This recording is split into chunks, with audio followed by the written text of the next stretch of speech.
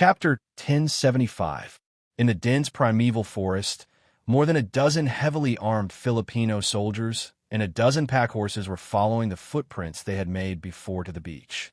There was originally no road in the forest, but if they continued to trample like this, it would take less than a month for the people and the pack horses to trample out a path. Hurry up, hurry up. It's going to be dark soon. Those things must be transported back to the base. The Americans said they are very important. A Filipino officer urged his team to speed up. Is it the American equipment used to deal with China's warships? A Filipino soldier asked. This is a military secret. Don't ask casually, the Filipino officer said. It must be.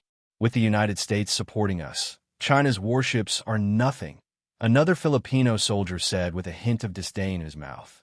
This time, we'll take Dagwa Island.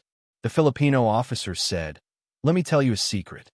This time, the United States 7th Fleet will come from Malacca and then directly approach Dagwa Island. After that, it will be our turn. We want to occupy Dagwa Island. Captain, is this true? A Filipino soldier asked. Of course it is true. I stopped to listen to the two Americans talking. This time, with the support of the International Court of Justice, the United States intends to use force to force China to submit, the Filipino officer said. China will certainly not be willing to hand over the artificial island they built. That is a military base. The existence of Dagwa Island is like an unsinkable aircraft carrier. It has extremely important strategic interests for China. Will they be willing to give it up? A soldier said, as long as they don't give it up, for the Americans, Dagwa Island is like a fishbone stuck in their throat. The Americans will definitely want to pull it out. This time, with the support of the International Court of Justice, it will be very difficult for the Americans to find an excuse to make a move again if they miss this opportunity. Therefore, the UA will not give up this opportunity, the Filipino officer analyzed logically. So who will fire the first shot? A soldier asked. Of course, it will be us.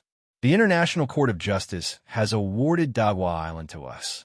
China's troops stationed on that island are tantamount to invading our territory. We have the right to fire. If we fire, the United States 7th Fleet will intervene to help us. China's forces on that island are simply not enough. The Filipino officer seemed very excited. He seemed to be imagining the scene of the Philippine flag being planted on Dagwa Island. I understand. Once we start fighting, the Harpoon anti-ship missiles we hid on this island will act as an assassin. They will assassinate China's warships, right? Captain, you're smart. All right, stop talking. Hurry up. Hurry up. All of you better hurry up. The Filipino officer urged his men to pick up the pace.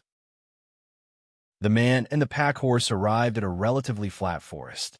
About 500 meters ahead was the beach. The Filipino officer looked at the wristwatch on his hand and said, we have to hurry. The warship that will deliver the goods is about to arrive. Captain, when will the U.S. 7th Fleet arrive? A Filipino soldier asked. The Filipino officer said, the fleet will arrive in about a day, but the carrier-based aircraft on the aircraft carrier can fly over at any time. I'm guessing the commander of the 7th Fleet has already sent out a reconnaissance aircraft. China is doomed this time. Before he could finish his words, a bullet suddenly flew from the front and pierced his head with a puff. With a headshot, the Filipino officer fell to the ground. There's an enemy. Someone shouted in alarm. Bang, bang, bang. Bang, bang, bang. The frightened Filipino soldiers fired randomly. Bullets flew randomly in the forest, and fragments of leaves and tree trunks flew everywhere. More than a dozen pack horses were shocked and ran into the forest. The enemy is... Before a Filipino soldier could finish his sentence, a bullet flew from the side and knocked him to the ground. It was also a headshot. The other side did not make any gunshots, so it was difficult to determine where the bullet came from. Just as the Filipino soldier fell to the ground, another bullet flew from another direction and pierced the head of another Filipino soldier. We're surrounded. A Filipino soldier turned and ran toward the center of the island. Puff! A bullet entered the back of his head and flew out of his right eye. His eyeball, along with blood and brain matter, sprayed forward, forming a cone-like shape. The remaining Filipino soldiers did not dare to continue fighting. One by one, they turned and ran toward the base in the center of the island. Puff, puff, one by one, the Filipino soldiers fell into a pool of blood. If they formed a line of defense, they might be able to resist for a while, but if they gave up fighting, only death awaited them, and they would die even faster. In 2 minutes, more than a dozen Filipino soldiers were left with only one. On a tree, Akiko Tsukino raised the Gale assault rifle in her hand, her finger on the trigger. In the scope of the Gale assault rifle, the back of the last Filipino soldier's head was shaking. But just as she was about to pull the trigger and shoot the last target, Charlotte's voice came from the communicator. "Don't kill him," Charlotte said. "Roger." Akiko Tsukino put away the Gale assault rifle in her hand and then jumped down from the tree. Erdemo came from another direction. He made a 4 gesture to Akiko Tsukino. Akiko Tsukino raised the corner of her mouth and then made a 5 gesture. In the battle just now, Erdemu killed 4 people, and Akiko Tsukino killed 5. This kind of sign language would appear after every battle in the Zodiac team. There were a total of 16 bodies in the woods, so Charlotte did not need to use sign language. He was the one who killed the most people. "Boss, why did you leave one alive?" When they met up with Charlotte, Akiko Tsukino said, "This island is very small, and the sound of gunfire is enough to reach the military base in the center of the island. There is no need for the survivor to go back and report. The people in the base know what is going on." Charlotte said, "I left him alive not to let him go back and report, but to let him lead the way for us.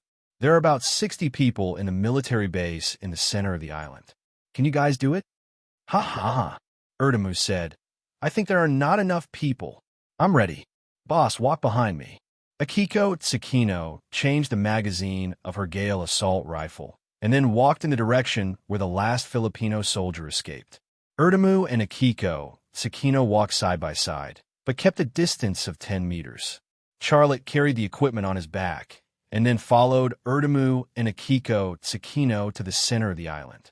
The traces left by the last Filipino soldier were very obvious. Not only were there footprints on the ground, but there were also intermittent bloodstains. The lucky guy was obviously injured.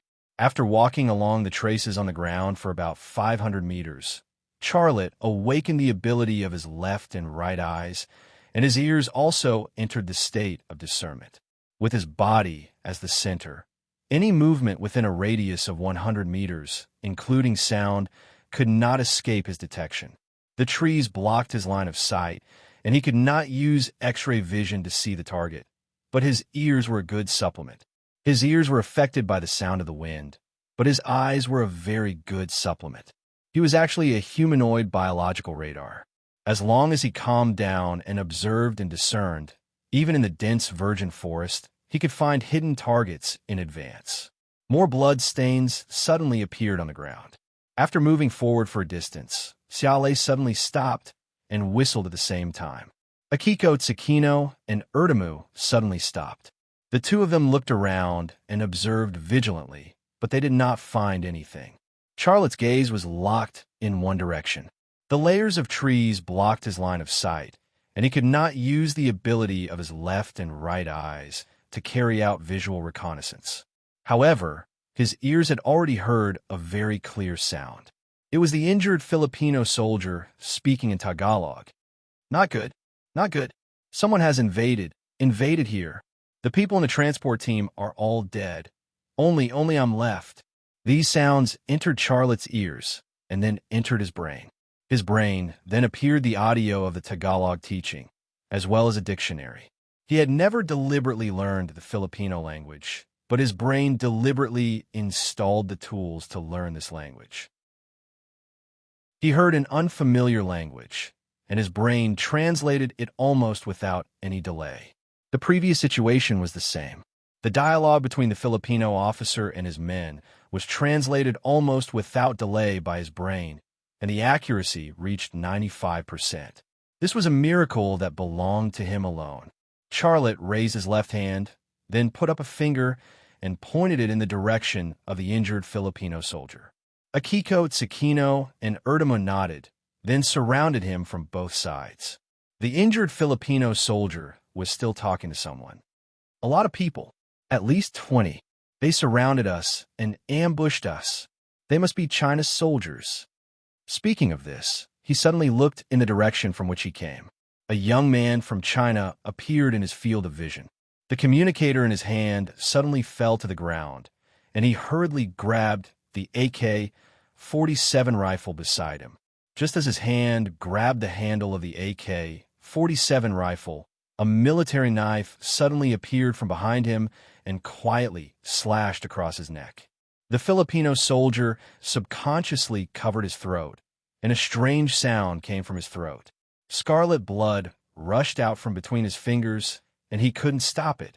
He wanted to turn around to see who did such a cruel thing to him, but he didn't even have the strength to look back. 3 seconds later, he lost blood to his brain, and his eyes went black as he fell to the ground.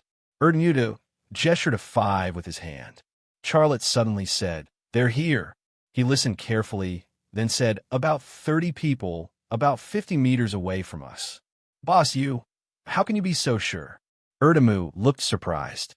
"I'll tell you when we get back. Now it's your turn," Charlotte said. Erdemuto then took off his equipment bag and took out a few anti-infantry bouncing mines from it.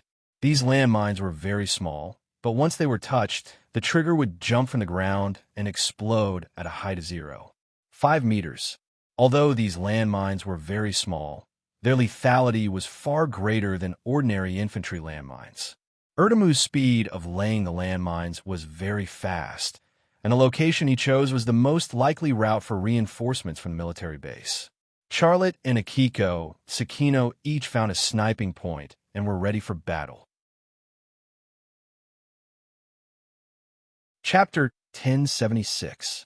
In the jungle, 30 Filipino soldiers advanced quickly. This was a standard Filipino platoon, all equipped with M14 assault rifles, 3 light machine guns, 3 grenade launchers, 3 rocket launchers, and a sniper rifle. The leader of this team was a second lieutenant in his early 30s. He was not tall, but he was very strong. He walked at the front of the team. When they reached a forest, the second lieutenant suddenly stopped and raised his left hand. The team immediately stopped, then split into 2 groups according to the second lieutenant's battle sign language and outflanked the front. The second lieutenant carefully moved forward, the M14 assault rifle in his hand, maintained a firing position. A corpse quickly entered his line of sight. The corpse was lying on its stomach, and the blood that flowed out wet the ground. There seemed to be something under the corpse's shoulder. The second lieutenant pointed at the corpse, and a soldier followed to examine it. The soldier used the barrel of the M14 assault rifle in his hand to reach under the corpse's shoulder and then pried the corpse up. When the corpse's shoulder was about 4 centimeters off the ground, an anti-infantry bouncing mine suddenly jumped out from under the shoulder. Boom! In the explosion, several Filipino soldiers were instantly thrown to the ground. Some had broken legs, some had broken hands, and some had lost a piece of their head. In addition to a few corpses, the shrapnel from the explosion also created a few injured people. Some were shot in the lower abdomen, some in the chest, and some in the limbs. This was the power of the bouncing mine. When it exploded in the air, it had a 360-degree destructive range. Unless one was outside the explosion range or hiding behind cover, there was no way to escape its damage. Pu.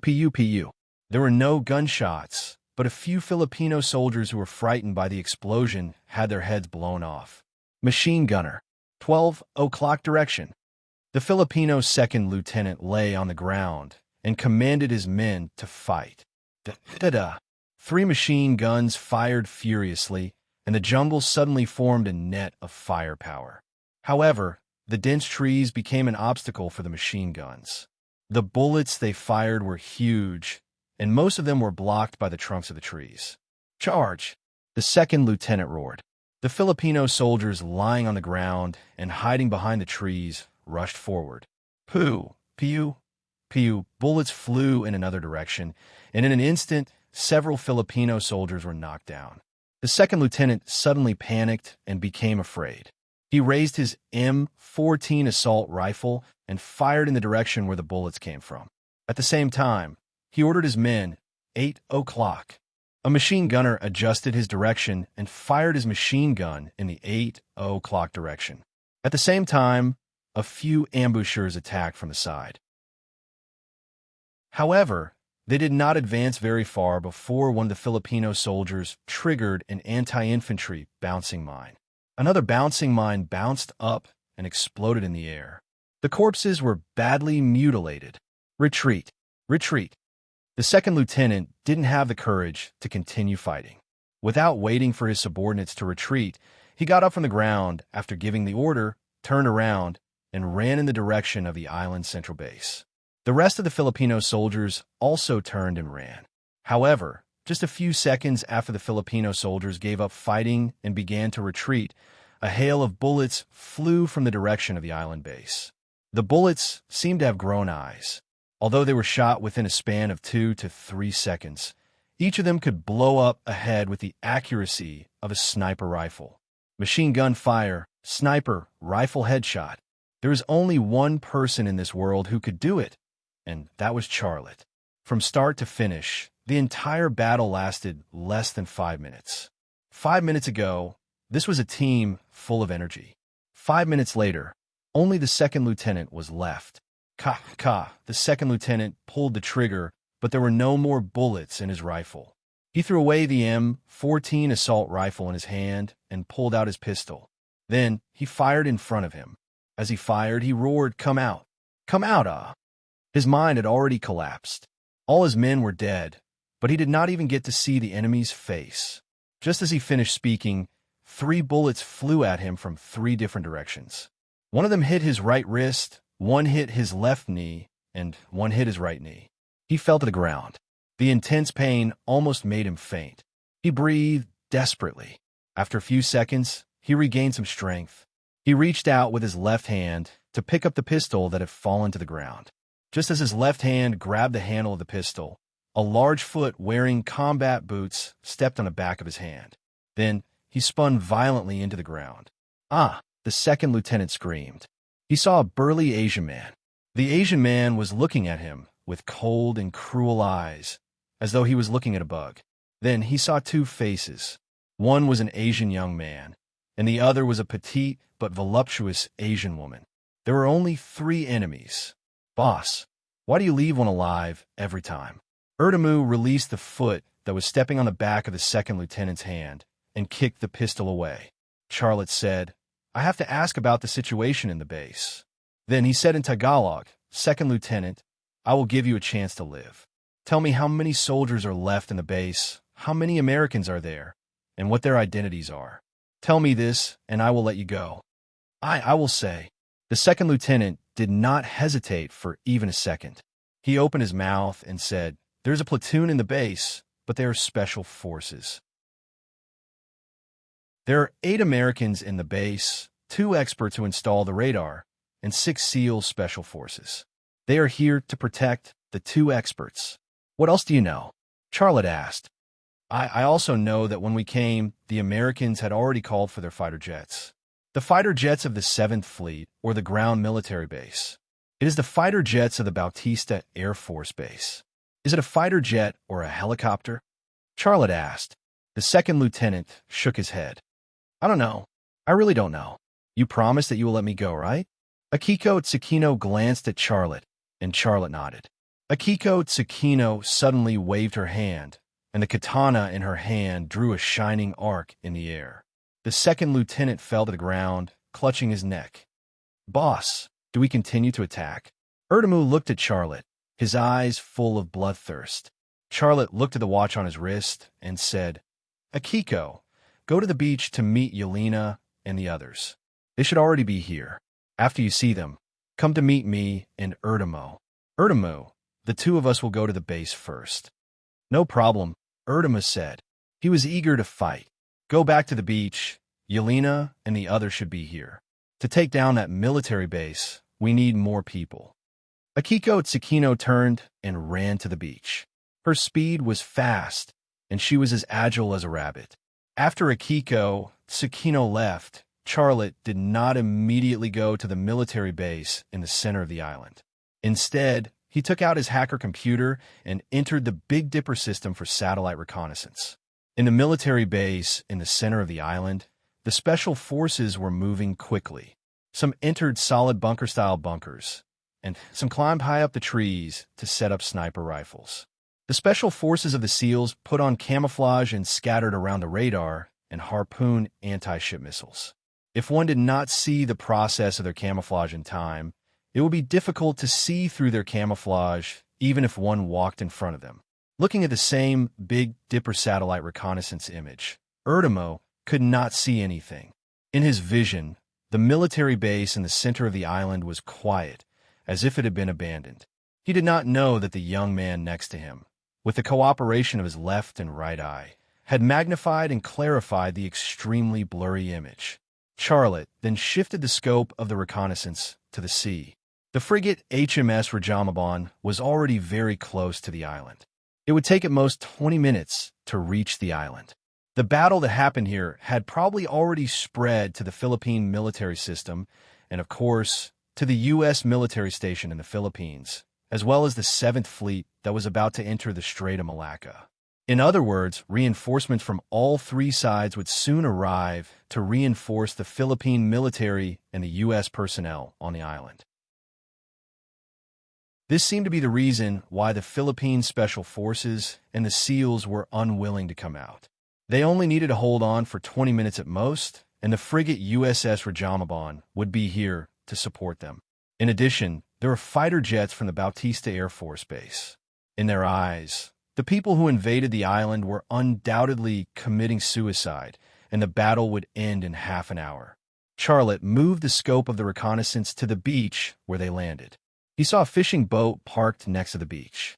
Elena and Angumi Khan had already landed on the beach, and the 4 female knights were waiting in the water with 2 hostages. After grasping the situation, Charlotte closed the hacker's computer and put it into his equipment bag. He got up and walked to the military base in the center of the island. "Boss, what kind of woman do you think I should find?" Erdemu suddenly asked.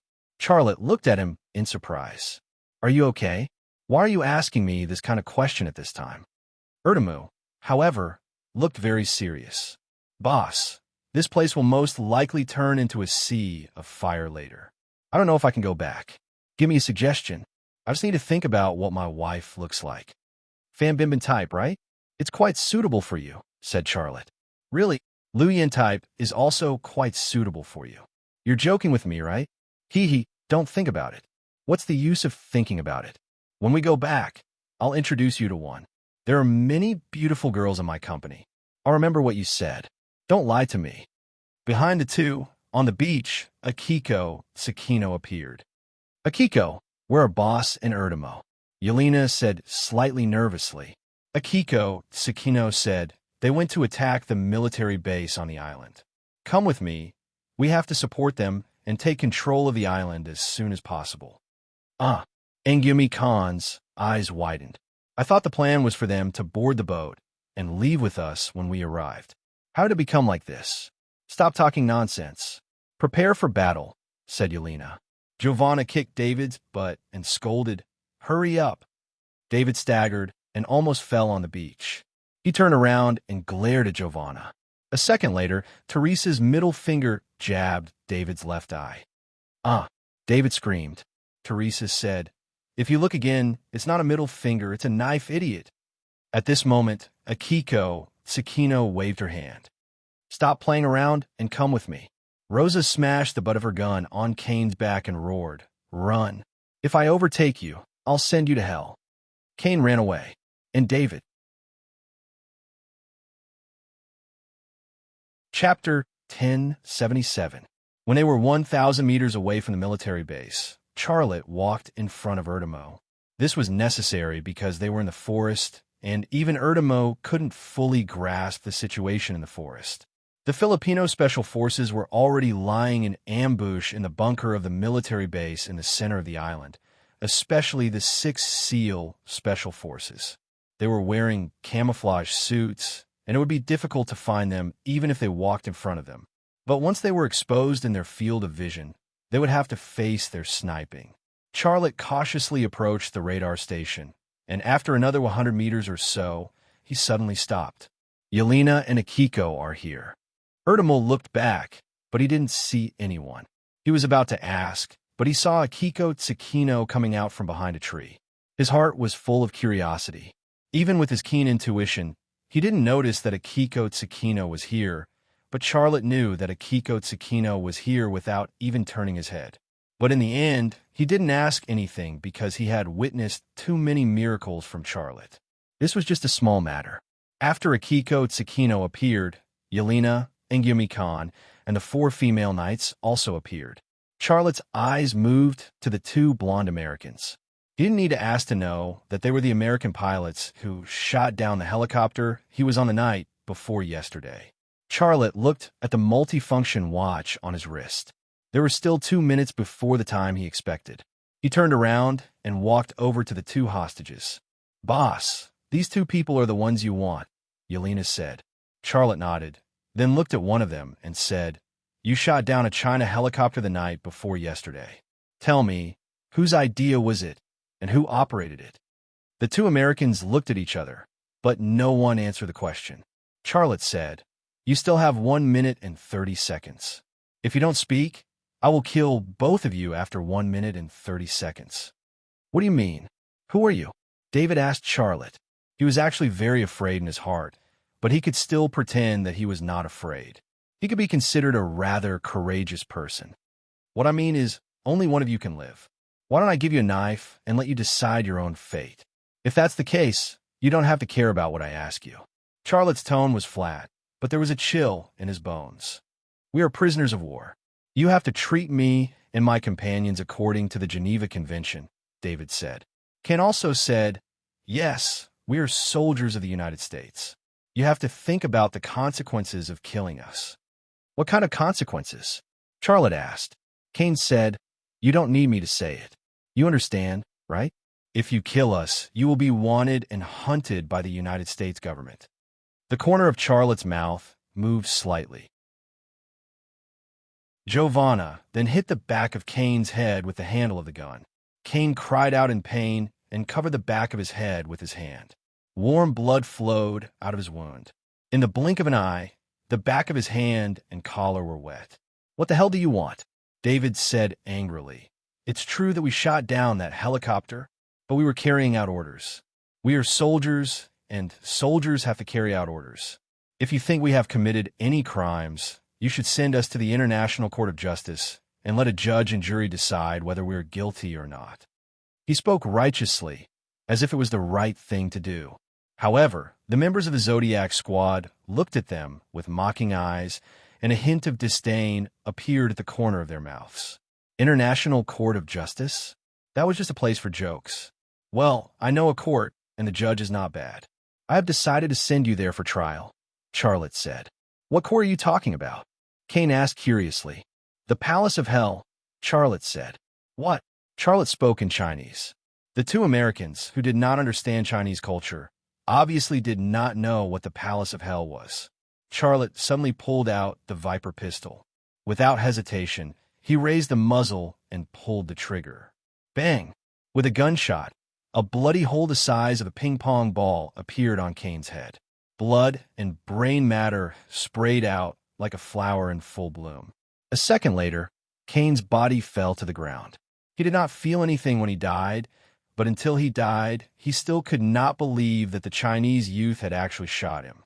He had originally thought of many reasons and examples to convince the Chinese youth, but he did not even have a chance to say another word. My God, no. David originally had a trace of resistance, and he still had a glimmer of hope of survival, but the moment Charlotte fired, all of this collapsed. What followed was fear, the deepest fear. No. I'm telling you it was him. He was the one who gave the order, and he was the one who fired at the helicopter. All of this has nothing to do with me, I swear to God. I believe you, but you've already said it very clearly. Whether you are guilty or not, it is up to the judge and the jury to decide. Go and have a chat with the Palace of Hell judge, Charlotte said. With that, he moved the muzzle horizontally. Bang. A vengeful bullet shot out from the muzzle of the Viper pistol, and it pierced through David's head. The Chinese Navy soldier who was killed in the explosion could now rest in peace. Charlotte had promised that the enemy would bleed twice as much as the China, and he had fulfilled his promise. David's body also fell to the ground. His eyes were wide open, and he died with a grievance. The members of the Zodiac squad looked coldly at the two corpses on the ground. No one said a word, and no one had a trace of pity. This was a group of merciless warriors. Charlotte looked at the multi-function watch on his hand. We still have 20 minutes to take down this base. It's time to get to work. Rosa took an XL 2500 sniper rifle from her shoulder and threw it to Charlotte. Boss, you should use this. I'll use your rifle. Charlotte took her XL 2500 sniper rifle and threw the Gale assault rifle in his hand to Rosa. Do you know what to do? Yelena said, do you still need to ask? Boss, you and Angumi Khan will be the snipers, and we'll lure them to expose their position. Baby, I'll keep a close eye on you, but from behind, and I won't let anyone hurt you, Angumi Khan said to Yelena. Yelena glared at Angumi Khan. Angumi Khan looked at the Russian woman's voluptuous butt and smiled naughtily. Enough, you guys are disgusting, Erdemus said, and then added, I have a set of lover's toys that I'll sell to you for a cheaper price. 10,000, just 10,000. Charlotte could no longer listen to them. He continued to move towards the radar station, and his speed was very fast. However, he did not dislike this kind of joke, because he knew that this was a way for the members of the Zodiac squad to relax before the big battle. Only with a good mood would there be a good result. Even if they had to die with a smile. Angumi Khan quickly found his sniping point, which was a tree with a diameter of more than 1 meter. He climbed to the top of the tree like a monkey. The vertical height of the tree crown from the ground was about 40 meters, which was almost the height of a 10-story building. From this height, he could almost overlook half of the island. Charlotte did not choose a big tree as a sniping point like Angumi Khan. Compared to a fixed sniping point, he preferred a mobile sniping point, 500 meters away from the radar station.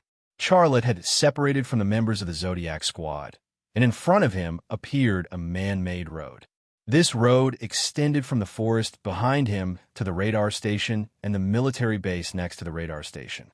However, Charlotte did not walk on the road, but continued to walk through the forest on the side of the road. In his mind, images of the previous investigation using the Big Dipper and the hacker's computer emerged.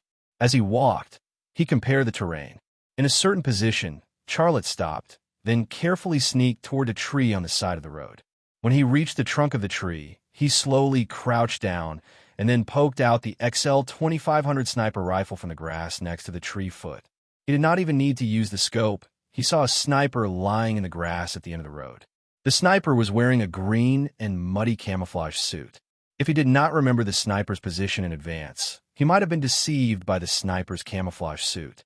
Charlotte's left and right eyes simultaneously entered extraordinary mode, and his X-ray, telescopic, and scanning abilities were simultaneously awakened.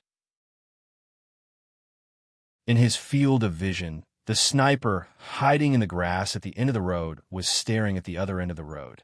The sniper was lying motionless, very patient.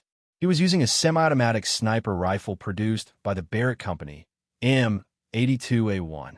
The bolt was already pulled, and he was waiting for the target to appear, then he would pull the trigger. However, they were both snipers, and at the same distance of about 500 meters, the sniper of the U.S. Navy SEALs could not see Charlotte, but Charlotte could see a few black and hard nose hairs coming out of the sniper's nostrils. With the cooperation of his left and right eyes, a set of data appeared in Charlotte's brain. Distance 493 meters, wind level 1, northwest wind direction, air density. In this set of data, Charlotte quickly adjusted the direction of the muzzle and body of the gun. Then he pulled the middle finger of his right hand in front of him. Bang! A gunshot, and 493 meters away, the sniper hiding in the grass suddenly lost 1/3 of his head. Charlotte gently shook his head. This is the SEALs? It's a lot different from what I imagined. Bang, bang, bang. Gunshots rang out at the same time from the 12 o'clock direction, 10 o'clock direction, and 2 o'clock direction. The SEAL Special Forces determined Charlotte's position after he fired the first shot and then fired blindly. They were using an 18 Malawian Kwacha's assault rifle, which was a special rifle for the SEALs. Its power, rate of fire, and range were all world-class. Of course, compared to the Gale assault rifle, it was still a long way off. The remaining 5 SEAL Special Forces were fighting fiercely, and they were not stingy with their ammunition at all. There were almost no bullets that could reach Charlotte's side. They either flew out of sight or were intercepted by one tree after another. Just 5 seconds after the other side fired, Charlotte had already finished adjusting the muzzle. Bang! Chapter 1078. A gunshot rang out, a flying bullet, and a head that had been blown open. At 12 o'clock in front of the road, a SEAL using an 18 Malawian Kwacha's assault rifle fell to the ground and died without even seeing what the enemy looked like. Bang, bang, bang. The gunshots were loud. The members of the Zodiac team exchanged fire with the Filipino Special Forces at the military base in the center of the island. The most elite on the island were the 6 SEALs guarding the radar station and Harpoon anti-ship missiles. They were taken care of by Charlotte. The Filipino Special Forces at the military base in the center of the island were taken care of by the members of the Zodiac team. This kind of division of labor was the most reasonable division of labor. The strongest against the strongest, and the second strongest against the second strongest. Within a minute, 2 SEALs were killed. Charlotte quickly left his first sniping point. He moved to the side and moved diagonally to the right of the radar station. 400 meters passed in the blink of an eye. The trees in front of him became sparse, and it was difficult to block his line of sight. This was not an advantage for Charlotte, but a disadvantage. He could see the enemy behind the obstacles, but the enemy couldn't see him. However, the enemy only had 4 people left. He didn't care about this disadvantage at all. On the Tavong Snow Mountain in Shi Province, he fought against hundreds of enemies by himself. What were the 4 SEALs in front of him? Just as he was about to rush out of the forest, Charlotte suddenly stopped and leaned his back against a tree trunk. As soon as he hid, a hail of bullets hit the tree trunk he was using as a cover. The tree trunk trembled, wood chips flew everywhere, and leaves fell to the ground. He's over there. One of the SEALs used his 18 Malawian Kwacha's assault rifle to suppress Lay's firepower while warning his comrades. Not only his companions, but even the 2 SEALs on the left were also firing in Lei Chongqing's direction and charging in his direction as they fired. For MK-18S fired wildly at Charlotte's hiding place. Their reaction and coordination were fast to the extreme. 2 people were suppressing, and the other 2 were reloading. The range of fire completely locked down all of Charlotte's escape routes. Under the suppression of such crazy firepower, unless they could outrun the bullets, they would be hit the moment they exposed themselves. Under the continuous suppressive fire, the tree trunk quickly cracked, and it could fall to the ground at any moment. Bang! A SEAL fired a grenade at Charlotte's hiding place. Rumble! The trees that were already swaying fell to the ground in the explosion. The moment the tree fell to the ground, the 4 SEALs fired wildly at the space exposed by the fallen tree. All the bullets missed, thinking that Charlotte wasn't behind the tree at all. Bang! Bang! 2 gunshots rang out, and 2 SEALs who were searching for Charlotte fell to the ground. They couldn't figure out how Charlotte escaped their line of sight and went around to their flank. The remaining 2 turned their guns to the side and fired. However, the moment they fired, the enemy who had suddenly appeared disappeared into the forest like a ghost. It gave the illusion that the enemy could outrun bullets. But in this world, there was no one who could outrun a bullet. It was just Xia Lei's brain that made all the calculations from how to avoid the enemy's line of sight, where to attack from, when to dodge, and so on. It was like a cheat code in a gunfight game. Hiding only lasted for a second. Just as the 2 SEALs lost their target and were about to find cover, Charlotte's body suddenly flew out from behind the tree trunk. Bang! Bang! The Viper pistol fired twice in a row, each bullet aimed at the forehead of a target.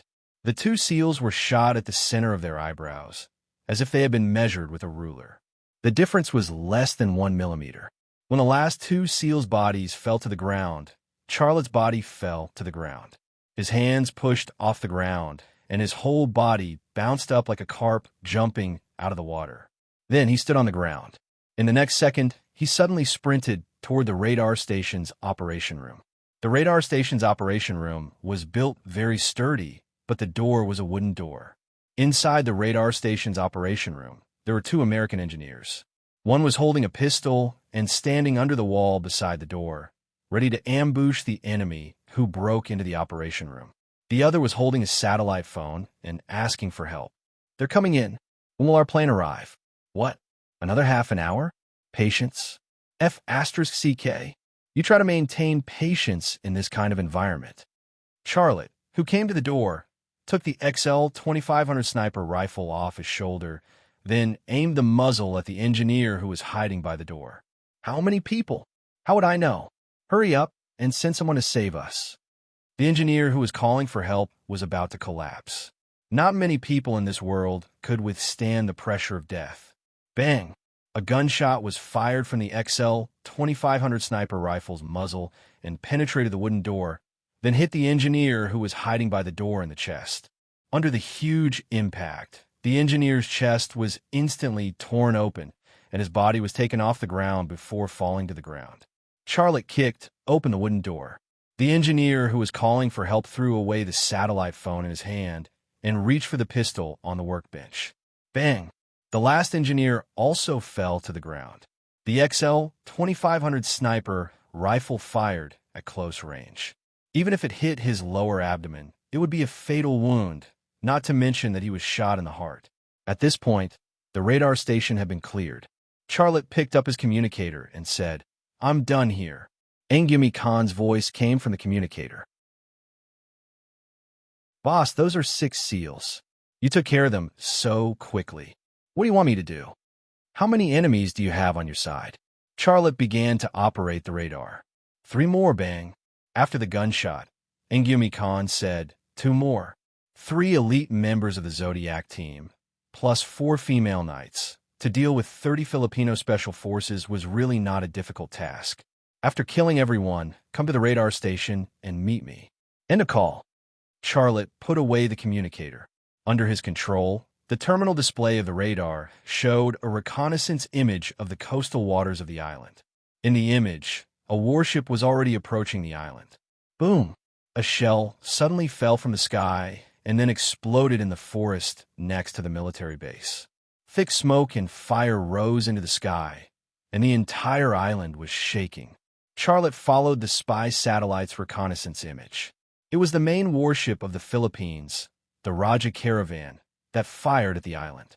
In the spy satellite's image, the Raja Caravan was releasing its armed patrol boat, and there were almost 100 fully armed naval soldiers gathered on the deck. Boom! The Raja Caravan fired at the center of the island again. The second shell also landed in the forest outside the military base. This was a deterrent and containment attack. The commander of the Raja Caravan was obviously not willing to hurt his own people, or the radar and the Harpoon anti-ship missiles. Otherwise, he would let the ship's cannons bombard the military base and the radar station.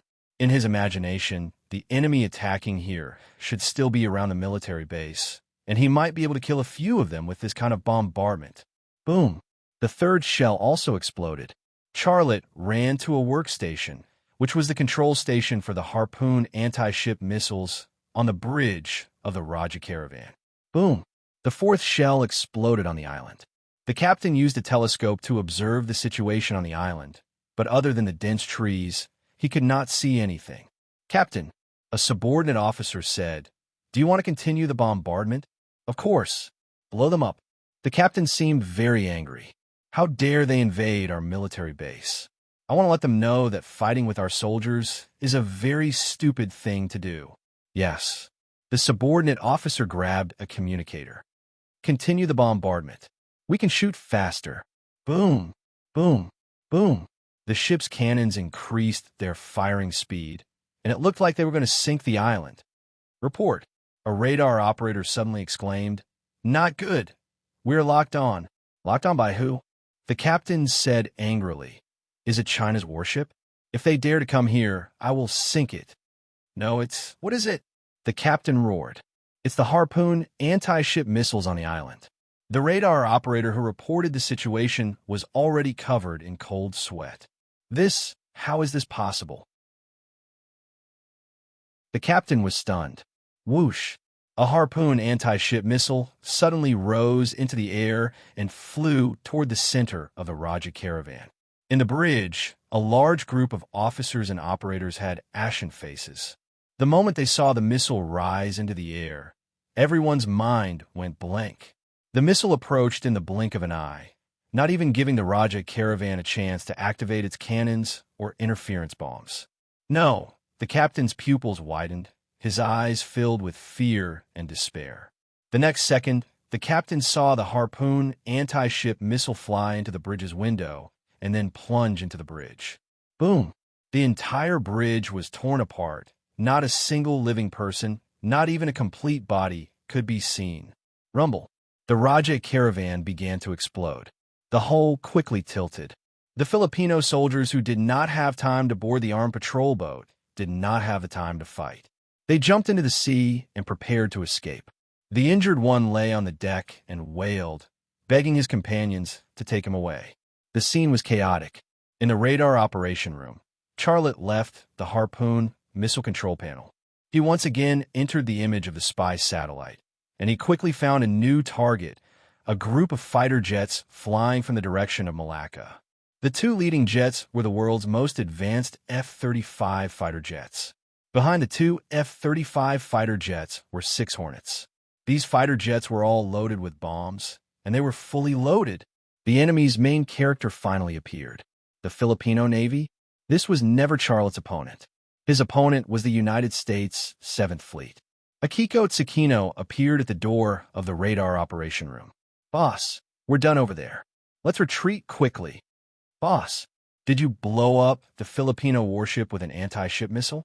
Engumi-kan also appeared at the door. His reaction was completely different from Akiko Tsukino's. He looked very excited. Yelena, Erdamu, and the 4 female knights also came. None of the members of the Zodiac squad were injured, but their clothes looked dirty and terrible. Charlotte knew that they were actually waiting for his decision. He said, "No, we won't retreat.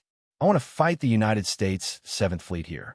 Only when they are hurt will they know to make the right decision. The warship has been blown up by you, and all that can come are fighter jets. What can we do?" Engumi-kan said. Xiaolei said, "Move a stool outside and keep a lookout." Engumi-kan.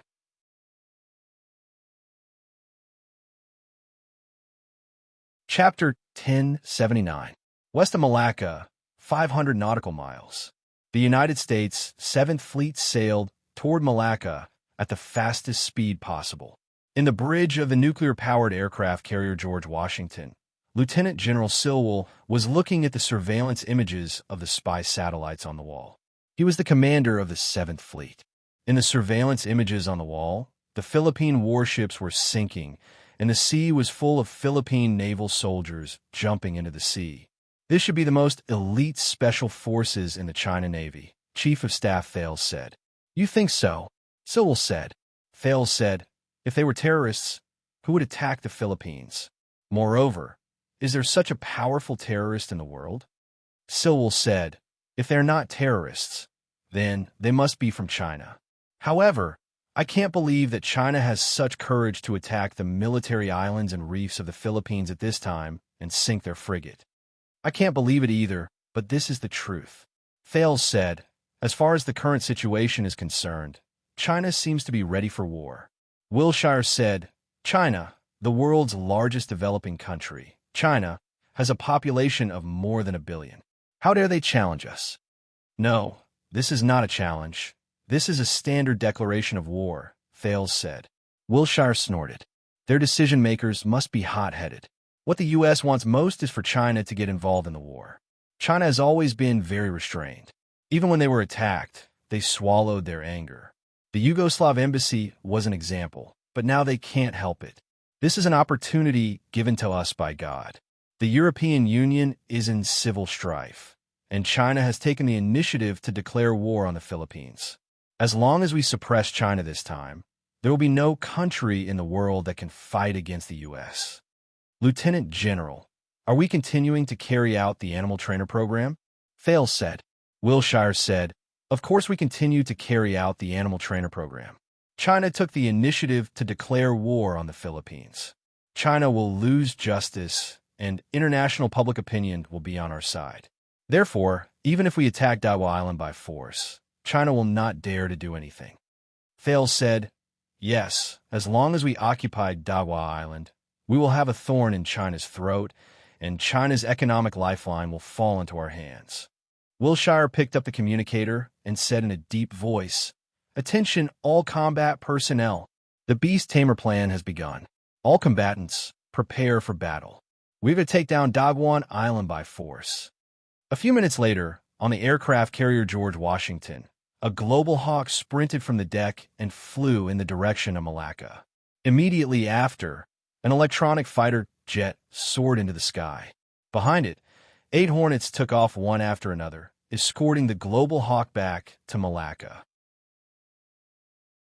This was the standard battle flow of an aircraft carrier fleet. The Global Hawk would scout first, the electronic fighter jets would interfere with the enemy's radar detection, and the Bumblebee would carry out a scalpel attack to clear the enemy's radar and air defense facilities. The fighter jet took off, and the bridge immediately switched to war mode. Many staff members were processing the information from the fighter jets. The monitors also showed the flying images of the air battle groups, as well as the reconnaissance images of the spy satellites. All of this was normal, and there was nothing unusual about it. I estimate that we will be able to clear the radar and air defense facilities of Daiwa Island in an hour. As for the other military targets on the ground, we can only wait for our ships to deal with them, Thales said. Wilshire said, China's Navy does have some warships and submarines in that area, but in front of the 7th Fleet, they're not a match at all. How can a Navy without a combat aircraft carrier fight us? What's more, we have the F-35, and their 4th-generation fighter jet is still in the state of test flight. Whether in the sea or in the sky, they're no match for us. Therefore, this battle will not be a very difficult one. I think we can end the battle within 2 hours. Mr. Lieutenant General. Thales wanted to say something, but stopped. Wilshire looked at Thales. Chief of Staff, what do you want to say? Mr. Lieutenant General, we seem to have neglected a person and his company, Thales said. Wilshire paused slightly and suddenly remembered something. He said, Chief of Staff, are you talking about Charlotte and his Rema group? Thales nodded. Yes, Charlotte and the Rema group. A week ago, the Rema group tested their drone. At that time, our intelligence personnel disguised as reporters asked him some questions and witnessed the whole test flight process. Wilshire sneered. I know the results of that test flight. The test flight of the Rema group was a complete joke. Their drone design was simple and there was nothing special about it. The most ridiculous thing was that it actually crashed in the end. Chief of Staff, what do you mean by mentioning Charlotte and the Rema group at this time? Are you worried that he will destroy our animal trainer operation? Some of the officers who were present suddenly laughed. The force of the U.S. 7th Fleet could easily destroy the air defense facilities and important military targets of a medium-sized country, and could even carry out decapitation operations against the enemy's leader. How could Charlotte and the Rema group resist such a powerful force? Not to mention destroying the animal trainer operation this time. Mr. Lieutenant General, I suggest that you take another look at the scene video brought back by our intelligence personnel, Thales said. Wilshire smiled and said, Okay, no problem. I can relive the joke of the Rema group again. Under Thales' instructions, a technician quickly pulled up the video store by the CIB. On a large monitor, a crudely designed drone was hovering in the sky. It looked ugly and had no aesthetic design to speak of. It was not flying fast, at most a little faster than a helicopter. There were no weapons racks on it, and it did not carry any type of missile. It was the new drone of the Rema group, Jing Ke. Ha! An officer mocked. What can this thing do? Is it used to waste our missiles? Use anti-aircraft missiles to shoot it? That would be too wasteful. Another officer smiled and said, It's flying so slowly, and it doesn't carry any ammunition. I think we can shoot it down with a machine gun. Amidst the mockery, Jing suddenly fell from the sky. Ha ha ha. Wilshire laughed loudly. This should be the funniest drone I've ever seen. It should appear in a circus, not on the battlefield. Just as Wilshire finished speaking, the Jing drone fell to the ground. There was a loud bang, and the video started shaking. The screen that was playing the video was filled with a blinding fire, and then there was a terrifying explosion shockwave. How powerful was the explosion shockwave? It knocked the person who was filming the video to the ground, and for a few seconds, the camera was pointed at the sky. After a few seconds, the video returned to normal. The intelligence personnel zoomed in, and a huge crater suddenly appeared on the screen. The crater was big enough for a truck to take a bath, Indiana. This time, no one laughed at the ugly drone. The people standing there were all experienced soldiers from the United States. They were not fools, and anyone could see that this drone was actually a suicide bomber. It did not carry any weapons or ammunition, because it was a killing machine itself. Thales said, "Actually, I just received this information. Our experts have already analyzed it. The Jing drone researched and produced by Rema Group is actually a self-destructing drone. Its power is equivalent to a few Tomahawk missiles bundled together, and it's very terrifying. Our experts even suspect that this Jing drone can be loaded with nuclear bombs. If that's the case, it's not a drone, it's a nuclear bomb." Wilshire said, "Chief of Staff, are you worried that Rema Group's drone will come and fight us?" Thales said, "Yes, I'm indeed worried. Think about it, Mr. Lieutenant General. China has been holding back for decades, not daring to go to war. Why do they have the courage to go to war tonight? And they clearly knew that our 7th Fleet was coming, but they still did it." Wilshire said, "Chief of Staff, you're right to be worried. But I'm not worried that we'll run into any trouble. This drone's flying speed is so slow, they can't even get close to us." "Not good," the correspondent suddenly said. "Our pilot said they've encountered China's fighter jets." "What?" Wilshire was dumbfounded. This news was like a bomb that exploded in the bridge. No one dared to believe it was true, because until now, the 7th Fleet's radar had not given any warning of enemy approaching. "No, it's a drone," the intelligence officer said. "A drone without any markings. Please take the video sent back by our electronic fighter jets." A timely image quickly appeared on a monitor. 4 ugly drones were flying from the southern sea toward Malacca. They were arranged in a horizontal formation, and the distance between each drone was about 200 meters. They looked quite neat. This was the image taken by the Global Hawk, and it was quite clear. They were only a few kilometers away from the 7th Fleet's Air Force unit. They're Rema Group's Jing drones. Someone recognized them. After all, they had just seen the video of the Jing drone crashing. How was this possible? Our radar can't even detect them. The radar operator said, in surprise. Thales stared at the 4 Jing drones on the screen. He frowned, unable to keep his calm. They could not be detected by radar and could only be seen with the naked eye. But in modern warfare, such a situation actually meant that they had lost the war. What are they trying to do? Is China trying to use 4 drones to chase us back? Even if these self-destructing drones are very powerful, with such a slow flying speed, even if our radar can't detect them, when they get close, our machine guns can easily shoot them down. There was a lot of discussion in the bridge. Wilshire suddenly said, "Let our electronic fighter jets attack them and abduct them back." The order was quickly passed down.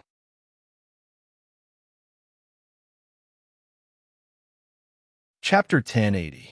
The one carrying out the order was the American Howler electronic warfare jet. It was currently the world's most advanced electronic warfare jet. It could paralyze a city's power supply and communications, and it could also deceive a satellite navigation missile into deviating from its flight path. It could even paralyze an army's command center. Using it to deal with 4 drones was like using a butcher's knife to butcher a chicken. However, the news from the Howler electronic warfare jet made everyone in the George Washington's bridge drop their jaws. The 4 Bramble drones were completely immune to the Howler electronic warfare jet's electronic abduction. Absolute invisibility and immunity to any electronic attack. Just these two abilities were enough for the Bramble drones to dominate the entire aerial combat field. There was a silent and depressing atmosphere on the bridge of the George Washington. The officers and operators in Cambridge had long been accustomed to the idea that the United States was leading the world. In their eyes, no other country's military strength could be compared to the United States. But now, four ugly-looking drones had actually rendered the American Howler electronic warfare jet helpless. What was even more ridiculous was that the 7th Fleet's radar and the United States spy satellite system could not detect them. In the image captured by the Howler electronic warfare jet, the four Bramble drones suddenly rose in altitude and continued to fly toward the 7th Fleet. In the eyes of the drone and the operator behind the scenes, the 6 Hornets were like a mass of air. This was blatant contempt. Damn it. Wilshire's voice was filled with anger. Hornets, attack. Kill them. On the screen, the 6 Hornets also suddenly rose in altitude. One of them even launched a Sidewinder air-to-air missile as it rose in altitude. This was an infrared, guided air-to-air missile. The drone that was locked on by the Sidewinder missile suddenly flew toward the missile. The other 3 dived toward the sea at an extremely fast speed. Kaboom! The Bramble drone that was locked on by the missile was hit and exploded. The shockwave of the explosion pushed in all directions. The Hornet that launched the missile was instantly engulfed by the shockwave of the explosion and turned into a fireball in a second. Not only it, but the other Hornets also suffered varying degrees of damage.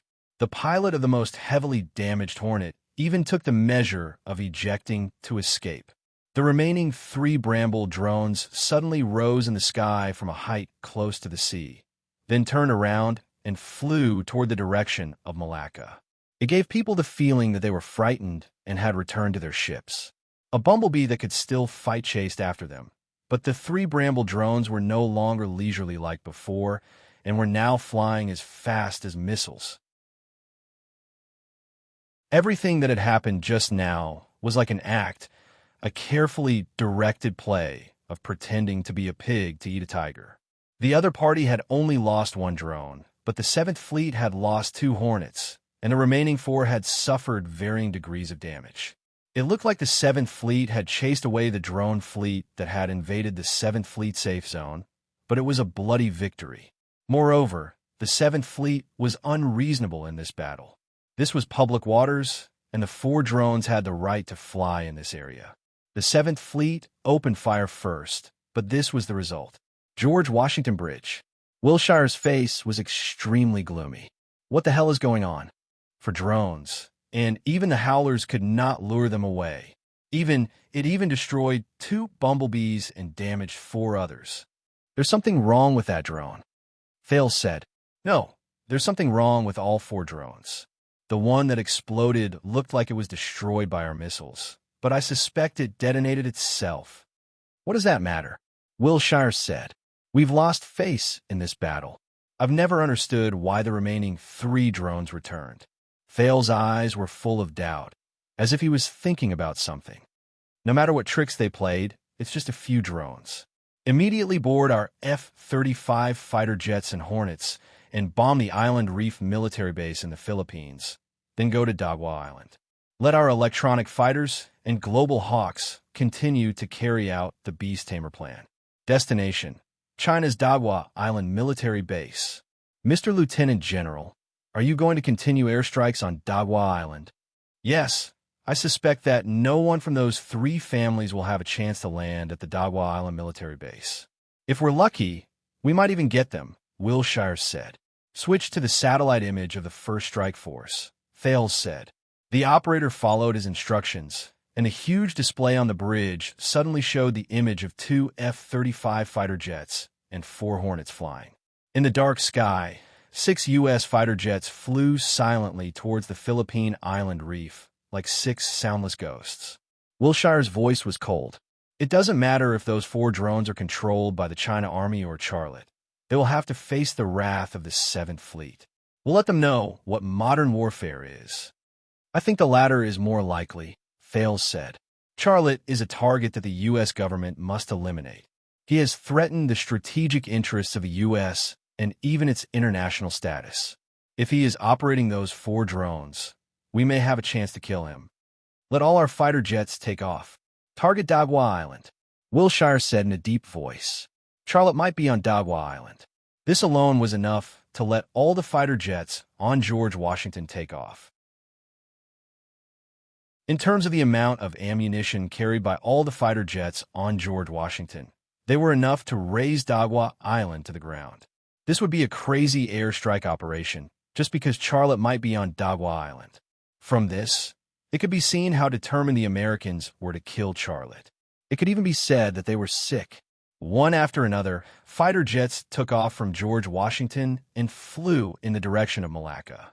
At the same time, on the Philippine island reef, Charlotte looked at the fighter jets on the radar display, and he couldn't help but smile bitterly. Really, as soon as my drone appeared, you guessed that I was on Dagwa Island and sent all your fighter jets to bomb me. Do you really want to kill me? His fingers tapped on the keyboard a few times, and a new radar image appeared. 6 flying objects were flying over quickly. The spy satellite next to them showed more clearly that it was a battle group composed of 2 F-35s and 4 Hornets. Well, then I'll play with you. Charlotte moved his hacker's computer over and began to operate it. The hacker's computer displayed an extremely complex drone operating system. It controlled all the drones that Charlotte had brought this time, including the ghost drone that had not yet appeared. On the bridge of the George Washington, an island reef appeared on the huge display. The voice of the pilot commander came from the communicator. The trainer has arrived at the destination. Do you want to fire? Please advise. Wilshire said to the communicator, fire. But just as his voice fell, a behemoth suddenly appeared on the huge display. It suddenly appeared from the clouds, like a silver lightning bolt, and directly struck the fighter jets of the 7th Fleet. The pilot commander's exclamation came from the communicator. That's a drone. There were also exclamations on the bridge of the George Washington. It looks like our F-22. What kind of drone is this? What's under its abdomen? Oh my God. It looks like China's Shadow Claw anti-ship missile. This is impossible. Even fighter jets can't mount anti-ship missiles. How can a drone mount anti-ship missiles? Our radar still hasn't responded at all. Could it be that he was also absolutely invisible? If that's the case, and a drone with anti-ship missiles descend from the sky and launches anti-ship missiles at our fleet, then we will all be thrown into the sea to feed the fish. There was a lot of discussion in the bridge. Everyone's emotions were ignited by the appearance of this drone. Kill it, Wilshire shouted into the communicator. An F-35 fighter launched an AIM-120C air-to-air missile. Just as the AIM-120C air-to-air missile was about to hit the drone suddenly rolled quickly and instantly dodged the AIM-120C air-to-air missile attack. There was a short gasp in the bridge of the George Washington. No one would have thought that such a huge drone could be so nimble and mobile. Its huge body with a wingspan of 20 meters seemed to be weightless. The AIM-120C air-to-air missile that missed its target flew directly into the distance and never looked back. Under normal circumstances, once it locked onto its target, it would turn around and continue to chase the drone within seconds. However, it was like a blind person that crashed into the distance. Our missiles can't lock onto it. They'll suddenly thought of something, he said excitedly. The drone from before was not hit by our missiles, but it deliberately flew towards our fighter jets and detonated itself at the most appropriate location. This was actually a very simple problem. The radar could not detect it, and all the attack methods of the electronic fighter jets were ineffective. Then, how could the missiles launched by the fighter jets lock onto Rema Group's drone? A cruel fact was laid out in front of the Americans' faces. Even the Jinka drone could not be locked onto by any missiles. Whoosh, whoosh, whoosh. The other F-35 fighter jet and the 2 Hornet fighter jets launched their respective air-to-air missiles almost at the same time. The F-35 fired the AIM-120C air-to-air missile, while the Hornets fired the infrared guided Sidewinder. The huge silver drone suddenly made a rapid downward motion. 3 missiles flew over it and did not look back.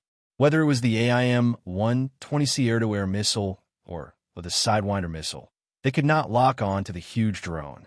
The 4 air-to-air missiles were like pebbles ejected from a slingshot that kids love to play with. They could not even get close to the target, let alone hit it.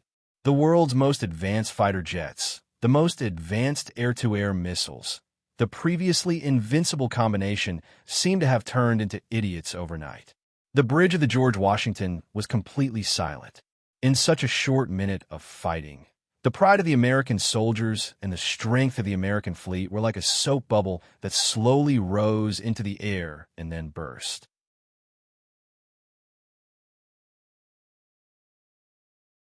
Chapter 1081. In the information brought back by our intelligence personnel, I noticed a description. Thales suddenly remembered something and said, "That was actually a piece of information that Charlotte deliberately released." He said that Rema Group did not just research and design one drone, but two. The drone that we saw in the video before was the Jinka drone. What we are seeing now should be the drone that Rema Group has been keeping a secret. There is no information about it at the moment. Wilshire said, "This drone is Rema Group's most advanced drone. The previous Jinka drone was just a self-destructing drone, but this drone not only carries an air combat missile, it even carries an anti-ship missile. It is absolutely invisible in front of radar, which means that it can easily break through our air defense network and then appear above our heads to drop an anti-ship missile on us." The atmosphere in the bridge was getting more and more tense. Many people had an image in their minds of a drone that looked like a stingray quietly appearing in the sky above the 7th Fleet. It was flying beyond the range of optical telescopes, which meant that it was an undetectable existence, and it could drop an anti-ship missile on the 7th Fleet at any time. But this was not what scared them the most. What scared them the most was what would happen if China suddenly produced dozens or even hundreds of such drones carrying missiles or even nuclear warheads and suddenly appeared in the airspace of the United States. What would happen then? On the huge screen, the silver drone that looked like a stingray suddenly launched an air-to-air missile. It actually dared to attack our F-35 fighter. A white officer roared. His voice interrupted everyone's thoughts, and everyone's eyes were focused on the huge screen. At that moment, the silver air-to-air missile hit an F-35 fighter, and the F-35 fighter did not even have the slightest reaction. There was a violent explosion, and flames shot up into the sky. An F-35 fighter worth $250 million was torn into pieces, and the pilot was also blown into pieces. Then, in the raging fire and the explosion shockwave, he was turned into charcoal. It really dared to attack our fighter. The white officer who roared just now stared at the flames on the screen with his eyes wide open, as if he was unwilling to believe it, even if he was beaten to death. He had apparently forgotten that the UA fighter jets had already launched 4 air-to-air missiles at the silver drone. He seemed to represent the mentality of many Americans. I am America. I could do whatever I want. Whatever I do is right. But you can't. However, the U.S. fighter jets launched 4 air-to-air missiles, but they did not even hurt a hair of the enemy. But the enemy only launched 1 air-to-air missile, and the world's most advanced 5th-generation fighter jet F-35 turned into a fireball. Call the Pentagon immediately. Wilshire said, "Tell the Pentagon that China's drone shot down one of our F-35 fighter jets." No, it was Thales' voice. On the huge display screen, the huge silver drone completed a somersault in the air, and another air-to-air missile flew out from its launcher. Rumble. The other F-35 fighter jet also turned into a fireball. It was in the same situation as the first F-35 fighter jet. Before the silver drone launched the missile, the pilot did not receive any warning of being locked on by the missile. After the missile was launched, the pilot did not react at all.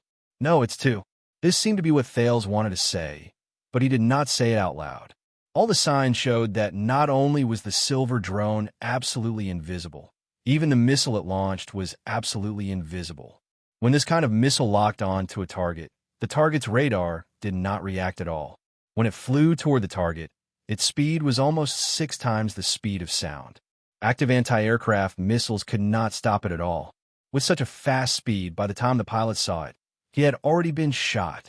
Commander, the enraged white officer said angrily, how dare they shoot down our fighter jet? This is a declaration of war against the United States. We should launch nuclear missiles at their territory. Shut up. Wilshire, who had been silent, suddenly exploded. He shouted at the white officer, didn't you see what just happened? You idiot. If China has dozens of these drones, how can our Navy and Air Force win against them? Launch nuclear missiles. Do you think we're the only ones with nuclear missiles? China has them too. The anti-ship missile carried by this drone is obviously a modified version of the Eagle Claw anti-ship missile, and China's Eagle Claw anti-ship missile can be loaded with nuclear bombs. The bridge of the George Washington once again fell into an oppressive silence. The officers of the 7th Fleet had just been slapped in the face several times, but their commander still wanted them to swallow their anger. On the huge screen, the 4 remaining Hornets fired their Sidewinder missiles again. The result was still the same. All 4 Sidewinders missed. Whoosh! The silver drone fired its last missile, and a second later, a Hornet was also turned into a fireball. The pilot of the Hornet didn't even have the chance to eject and escape. That silver air-to-air missile was too fast. That silver air-to-air missile was the last aerial combat missile on the silver drone's launcher. After it was fired, it lost all its ammunition for aerial combat. Thales suddenly thought of something. He shouted excitedly, shoot it down! Shoot it down! Wilshire quickly understood what Thales was thinking. He also became excited. For the United States, shoot it down. We have to get it. If they could get the silver drone, they might be able to replicate it. Then the United States would still rule the skies of the world. The remaining 3 Hornets seemed a little hesitant. After all, they were risking their lives to do this. Wilshire then said, the President of the United States will personally award you the Congressional Medal. The Congressional Medal was also called the Medal of Honor. It was awarded by the President of the United States in the name of the Congress. So, it was also called the Congressional Medal. It was the highest medal of honor that an American soldier could receive. Since the founding of the United States, only 123 people had received the Medal of Honor in World War I, 435 in World War II, 131 in the Korean War, and 240 in the Vietnam War. That was a total of 929 people. In the face of the highest honor, the pilots of the 3 Hornets were finally tempted. They rushed toward the silver drone from 3 different directions. The silver drone suddenly increased its altitude and flew higher into the sky. The 3 silver drones chased after it, but their speed was no match for the silver drone. On the bridge of the George Washington, a battlefield data analyst suddenly exclaimed, "My God, it's reaching Mach 5.0." On the bridge of the George Washington, everyone's jaws dropped to the ground. Even the fastest the F-35 could reach was Mach 2.0, but this silver drone could actually reach Mach 5.0. In the world of fighter jets, Mach 1.0 is subsonic and Mach 5.0 is supersonic. Only a missile could reach such a speed, but it was clearly a drone. The 3 Hornets quickly lost sight of the drone. "Commander, we have lost the target. We request to return," the pilot who replaced the flight commander requested. In that instant, Lieutenant General Wilshire seemed to have aged 10 years. His voice also seemed to have lost its strength and majesty. "Approved. Return." The image of the 3 Hornets disappeared from the huge monitor. Instead, it was replaced by a group of fighter jets that were about to cross the Strait of Malacca to carry out a bombing mission on Dagwa Island. There were more of them, and the scene was more spectacular. It was an exciting scene, but the officers of the 7th Fleet did not feel excited at all. In both battles, it was the U.S. fighter jets that opened fire first, and the result was a complete defeat. None of the officers who dominated the world could accept such a result. They had always been able to fight whoever they wanted, but now they were being beaten, and it was by a third world country. "Mr. Lieutenant General," Thales said, "are we really going to bomb Dagwa Island?" Wilshire's face was very ugly, and his eyes were also full of hesitation and worry. Thales continued, "If the Rema Group has produced a certain number of these drones for China, it will be very dangerous for our fighter jets to go there, and even such a worry was likely to become a reality. If the China Army had a certain number of such drones, then if the Seventh Fleet rashly bombed Dagua Island, China would escalate the military confrontation, and it was very likely that all the fighter jets and even the aircraft carriers of the Seventh Fleet would be destroyed. However, Wilshire was not willing to give up just like that. But just as Wilshire was hesitating, the observer who was observing with optical binoculars suddenly exclaimed, "Enemy aircraft are attacking." A group of officers also rushed to the observation window. In the sky, 3 silver Jinka drones were flying in this direction. They looked very ugly, but they were definitely not gentle. "Shoot them down," an officer roared. "No." Wilshire stopped the officer and said in a deep voice, "Don't do anything." Everyone's eyes were focused on Wilshire. They were obviously questioning Wilshire's decision. If they did nothing, those 3 drones could definitely sink a guided missile destroyer and even damage the USS George Washington aircraft carrier. However, Wilshire then issued a new order. "All fighter jets return. Cancel the Beast Tamer plan." "Commander, why?" an officer asked. Wilshire said, "I believe that the person controlling this drone is saving the footage taken by the drone. Every time we fire, we will be the ones to bear the consequences. It was like this the first time, and it will be the same the second time. Are we going to be fooled a third time? So what if we blow up China's Dagua Island? The Filipinos can't defend that island at all. But if we bomb Dagua Island, China will definitely escalate the military confrontation. Without enough intelligence to support us, we cannot rashly go to war with China." He had the same worry as Thales, which was that the China Army had a certain number of Stingray drones. In the sky, the 3 Jinka drones flew around the battleships of the Seventh Fleet, but there were no signs of attacking any of the ships. The Bumblebee, carrier-based F-35 fighter jets, various types of electronic fighter jets, early warning aircraft, and so on also returned to the sky above the Seventh Fleet. One by one, they landed on the USS George Washington. The 3 Jinka drones were in the same part of the sky as them, but none of them attacked them. Tonight was a turning point. After this turning point, the era of America's domination of the seas and skies would never return.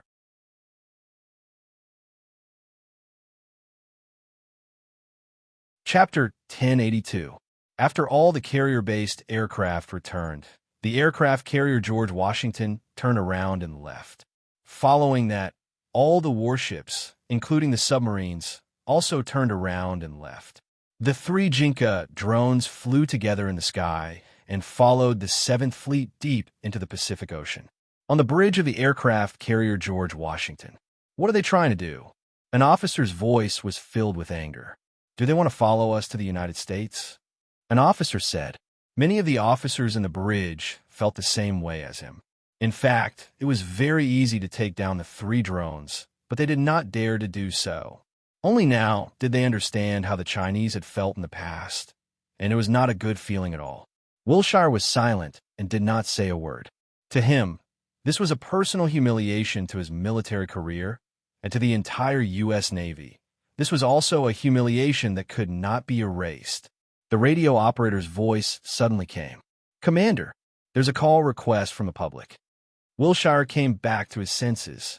Did the other party say who it was? The radio operator said. He said he was Charlotte. "Answer." Wilshire walked over. Charlotte's voice sounded in the bridge. "I'm Charlotte. Hello, officers and soldiers of the Seventh Fleet." A radar operator who was drinking water spat out the water he had just drunk. A few officers immediately looked over, and he also covered his mouth. Wilshire said angrily, "I know who you are. Are you making fun of us?" "You're too sensitive. I just wanted to say hello." Charlotte's voice. "I actually want to thank you for making the right decision. War is not good for anyone. If the Seventh Fleet and the Chinese Navy were to fight tonight, there would be no winner in this war. Both of you would be the losers." He used the word "you," and many of the Seventh Fleet's officers noticed it. Wilshire said, "You mean?" Charlotte's voice. "The unpleasant things that happened tonight are between me and you. I, Charlotte, am willing to take full responsibility. Can you afford it?" Wilshire roared into the communicator. Xiaolei's voice was very calm. I could still bear this small responsibility. I was testing my drone in this area of the sea, and your fighter took the initiative to attack my drone. Out of self-defense, I opened fire. In this case, if you think I have committed a serious crime, you can go to the International Court of Justice to sue me. But I can't guarantee that I'll be able to appear in court, and I won't compensate you for your losses. I have a recording of the entire process, and I'm not afraid of releasing it to the world. You're crazy, said Wilshire. It was Charlotte's voice. I'm talking to you because I want to solve the problem. If you continue with this attitude, there's no need for us to talk anymore. I only have one thing to say. I did it. You can do whatever you want. But I want to tell you that Rima Group has produced dozens of ghost drones for China's army, as well as fighter jets and strategic bombers that you have never seen before. The performance of the latter two far exceeds all the drones you have seen tonight, and they also have the ability to send you back to the Civil War. There is an oppressive silence in the bridge of the George Washington. It turned out that the manta ray-shaped drone was called the Ghost Drone, and it was not even the most advanced aircraft produced by Rima Group. There are also fighter jets and strategic bombers. In fact, many people did not believe Charlotte's words. But even if there was only a 10% possibility, then China already had the ability to fight an all-out war with the United States and bomb the United States. Under this premise, how could the United States dare to provoke China, which had made by Rima? Wilshire was silent for a long time before saying, "Are all your fighter jets made with secret gold X?" "Yes." Charlotte's voice. "You have seen the performance of my drone. Your so-called most advanced fifth-generation fighter jet, the F-35, is no match for it at all. None of your planes are a match for it. Go back and tell the Pentagon and the people in the White House everything that happened tonight. Also, please help me tell them to be more polite to us in the future. The so-called strategy of returning to the Asia-Pacific is just a joke. I don't want to hear such arguments again, and I don't want you to interfere in our affairs. Otherwise," Wilshire suppressed the anger in his heart. "Do you still dare to take the initiative to attack us?" Charlotte laughed. "I am a peace-loving person. Of course I won't do that. But I'm a person who manufactures arms. If I feel angry, I will sell my fighter jets and drones to some countries or organizations that you don't like. What do you think some organizations in the Middle East will do if they have my drones? Wilshire was so angry that he could not speak. This was actually the most serious threat. The 9/11 incident was a wound that could not be healed in the hearts of every American. But if some terrorist organizations in the Middle East had Rima Group's Bramble drone, or even the Ghost drone, then the United States might repeat the events of September 12th, September 13th, September 14th. The most frightening thing was that Charlotte might really do that. Because he was not a political organization, he could do whatever he liked and wanted. "Mr. Wilshire?" It was Charlotte's voice. Wilshire bit the bullet and said, "I will convey your words to the Pentagon and the White House." "Thank you, Mr. Wilshire. Good night to all the officers and soldiers of the 7th Fleet." Charlotte ended the call.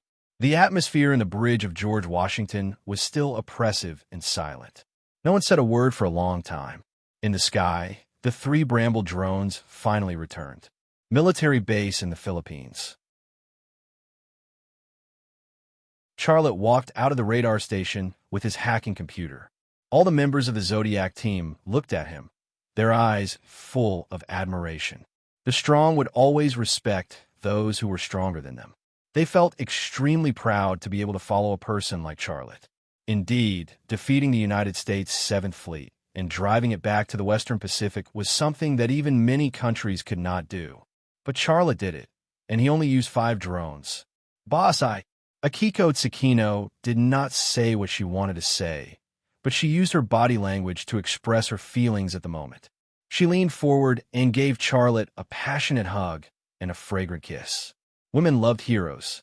What had just happened was enough to make her hormones secrete multiple times, so it was not strange for her to have such body language. Charlotte was very embarrassed, but he did not say anything. The gray woman and the Russo woman looked at each other with strange expressions on their faces. But what was strange about them? They could not put their finger on it. Erdamu said with a smile, "Akiko, can you give me a hug like this?" Akiko Tsukino rolled her eyes at Urdamu. I will never hug you in this lifetime, but you could try to hug me. Urdamu suddenly shook his head. Forget it. I don't want to be stabbed or poisoned by you. Yelena said, Boss, what should we do now? Didn't you drive a fishing boat here? Let's take the fishing boat back to Dagwa Island, take a break, and then go home, Charlotte said. Okay, I'll go get the boat, Yelena said. I'll go with you. Angumi Khan said, Baby, I don't trust you to go alone. I'm afraid the Philippine Navy that fell into the sea has already landed on the island. Yelena smiled at Angumi Khan. Although this Indian monkey was a little lecherous and had a bad mouth, he was still very careful and gentle to women. Charlotte said, Let's go together. If we meet the Philippine Navy, I don't need to tell you. You know what to do, right? Hee hee. Sayama sneered. Kill them. Charlotte and the members of the Zodiac team did not retreat fast. It took them half an hour to get close to the beach where they landed. The beach was swaying with lights and the noise of the Philippine Navy soldiers. An officer was holding a walkie-talkie and talking to someone. He seemed particularly emotional. What? The U.S. 7th Fleet retreated? Why? How could they leave us? The Chinese destroyed our warships. Damn Americans, they played us like monkeys. In the woods on the edge of the beach, Angumi Khan raised his sniper rifle and aimed at the officer who was on the phone. Calm down. Charlotte reached out and pressed down Angumi Khan's sniper rifle. Angumi Khan nodded and gave up the idea of killing the officer. On the beach, hundreds of drenched Filipino Navy soldiers were gathering. Because they had jumped into the sea and swam over, they had thrown away their heavier weapons and equipment to lighten the load on their bodies. As a result, when they came to the beach, they only had pistols as self-defense weapons, and they did not have extra magazines. The fishing boat that Akiko Tsukino drove was on the other side of the beach. It was hidden by a reef and had not been discovered yet. However, there were already Philippine Navy soldiers walking in that direction. They obviously wanted to search the area around the beach to confirm the environment and eliminate any dangerous factors. This was the same as when Charlotte and the others first landed on the island. Boss, let me kill them, said Akiko Tsukino. Urdamu said, I'll go with you. The search team is a problem. If they find our boat, we won't have any tools to leave. Charlotte suddenly looked in the direction of the Philippines, and his expression became serious. Yelena also looked in the direction of the Philippines, but she did not see anything. She asked curiously, Boss, did something happen? Charlotte frowned. It's a Comanche helicopter. We're in trouble now. Didn't the Americans leave? Giovanna's voice was heard. Charlotte said, The 7th Fleet left, but if the CIA determines that I am on this island based on what has happened, the U.S. military station in the Philippines will definitely take action. They may even launch missiles to blow up this island. If that's the case, then aren't we in danger? Yelena said, It's not difficult to kill the Philippine Navy in front of us, but if we drive a fishing boat on the sea, then we will become a target for missiles. Damn, Urdamu said, If that's the case, let's blow up the U.S. military base in the Philippines. Don't take any action for the time being. I'll make a phone call first. Charlotte took out the satellite phone and dialed a number. When the phone was connected, he said, This is Charlotte. Please connect me to the Dagwa Island military base, General Yu Jinhai.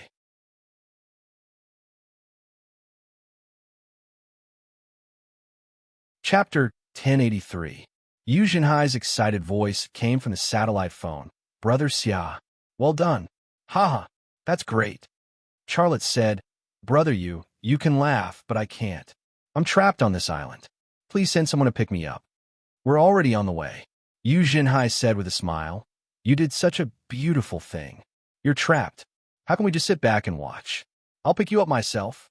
Without the support of the U.S. military, the Philippine Navy is just a Boy Scout army. If they dare to shoot at you, I'll shoot them 10 times. Charlotte smiled. Then I'll wait for you on the beach on the west side. After a pause, he said, My ghost drone has landed on Dagwa Island. Can you let your people equip it with a cleaving air-to-air missile? I think it'll be useful later. Okay, I'll get someone to do it right away. We'll meet soon. Yu Jinhai hung up the phone. During the call with Yu Jinhai, Charlotte heard the sound of waves. He was obviously not in the military base on Dagwa Island, but on a warship. As the leader of the Southern Sea Navy, Yu Zhenhai personally took action. How could the scene be small? Without the support of the 7th Fleet, the Philippine Navy and the troops stationed in the Philippines were simply not enough. Charlotte put away his satellite phone and looked relaxed. "I've booked a ship. I'll be home soon." The members of the Zodiac team also relaxed. At this time, several Philippine Navy soldiers who were searching on the west side of the beach found a fishing boat hidden behind the reef. A second lieutenant shouted, "We found their boat. They're still on this island. Kill them." Someone roared, "Kill those bandits." Someone echoed. There was a sudden uproar on the beach. Every Philippine Navy soldier seemed to be on steroids. A Philippine officer wearing the rank of colonel began to command people to search the forest next to the beach. At the same time, he used the undamaged communicator to contact the Philippine military and ask for reinforcements. Before the Filipino soldiers on the beach could enter the forest, 4 Comanche helicopters and a large Chinook appeared in the sky. As soon as the 4 Comanche helicopters arrived at the Island Reef military base, they immediately spread out and surrounded the island from 4 directions. Several ropes hung down from the Chinook transport plane, and the Marines, who were armed to the teeth, descended from the cabin. On the surface of the sea, more than a dozen armed patrol boats were also rushing toward them at top speed.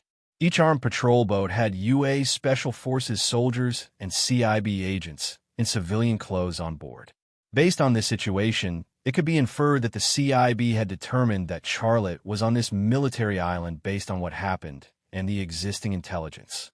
The 7th Fleet had indeed left, but that was due to strategic considerations. However, the CIB was not the 7th Fleet. If there was a chance to kill Charlotte, they would definitely do it at all costs. And as long as the CIB provided accurate and credible intelligence, the White House and the Pentagon would definitely approve of the CIB's actions and even allow the U.S. military stationed in the Philippines to provide all assistance. When the U.S. military arrived, the Filipino soldiers on the beach suddenly became excited. The highest-ranking Filipino colonel and the U.S. military commander in charge of this operation met on the beach and started talking. In the forest, Charlotte's eyes were locked on the lips of the 2 leaders, and he used the lip-reading technique to decipher their conversation. The Filipino colonel and the U.S. military commander spoke in English. "Our people found their ship on the west side of the beach," the Filipino colonel said. "The ship didn't leave, so they must still be on this island. We have them surrounded, and they can't escape." The U.S. military commander said, "We suspect that China's Charlotte is on this island. Tell your people, no matter who, if they see this person in the photo, immediately shoot him. Whoever kills Charlotte, we will reward them with 5 million USD. He took out a photo, and the person in the photo was Charlotte. "No problem," the Filipino colonel said. "Bring your people into the forest to search. We will provide you with weapons and equipment, as well as air support," the U.S. military commander said. "I will personally kill Charlotte," the Filipino colonel said. 5 million USD was enough to make him rich for the rest of his life. Of course, he was tempted. In the forest by the beach, Erdamu said, "Boss, it seems that we have to retreat to the center of the island. They will soon launch a carpet search, and we can't shoot at them at all, because if we do, our position will be exposed, and the 4 Comanche helicopters in the sky will have a target to pour bullets on. We can't avoid the bombardment of the machine guns." However, Charlotte said, "We can't retreat to the center of the island." "Why?" Erdamu was puzzled. Charlotte said, "Didn't you see that the U.S. military is only surrounding us, and they didn't enter the forest to search? They are only here to confirm the situation. If they confirm that we are on this island, I'm sure that missiles will fly over in a few minutes. The missiles will most likely land at the military base and radar station." Erdamu suddenly understood. No wonder they came in aggressively, but they didn't come in, and they even gave the Filipinos guns and ammunition. It turns out that they are using the Filipinos as cannon fodder. Yelena sneered. "The lives of the Americans are very precious. Why would they come here to die? The Filipinos have always been the cannon fodder of the United States. In this situation, if the cannon fodder doesn't come here to die, then what is the value of the Filipinos as an ally of the United States? On the beach, several armed patrol boats rushed to the beach and distributed boxes of weapons and ammunition to the Filipino soldiers on the beach.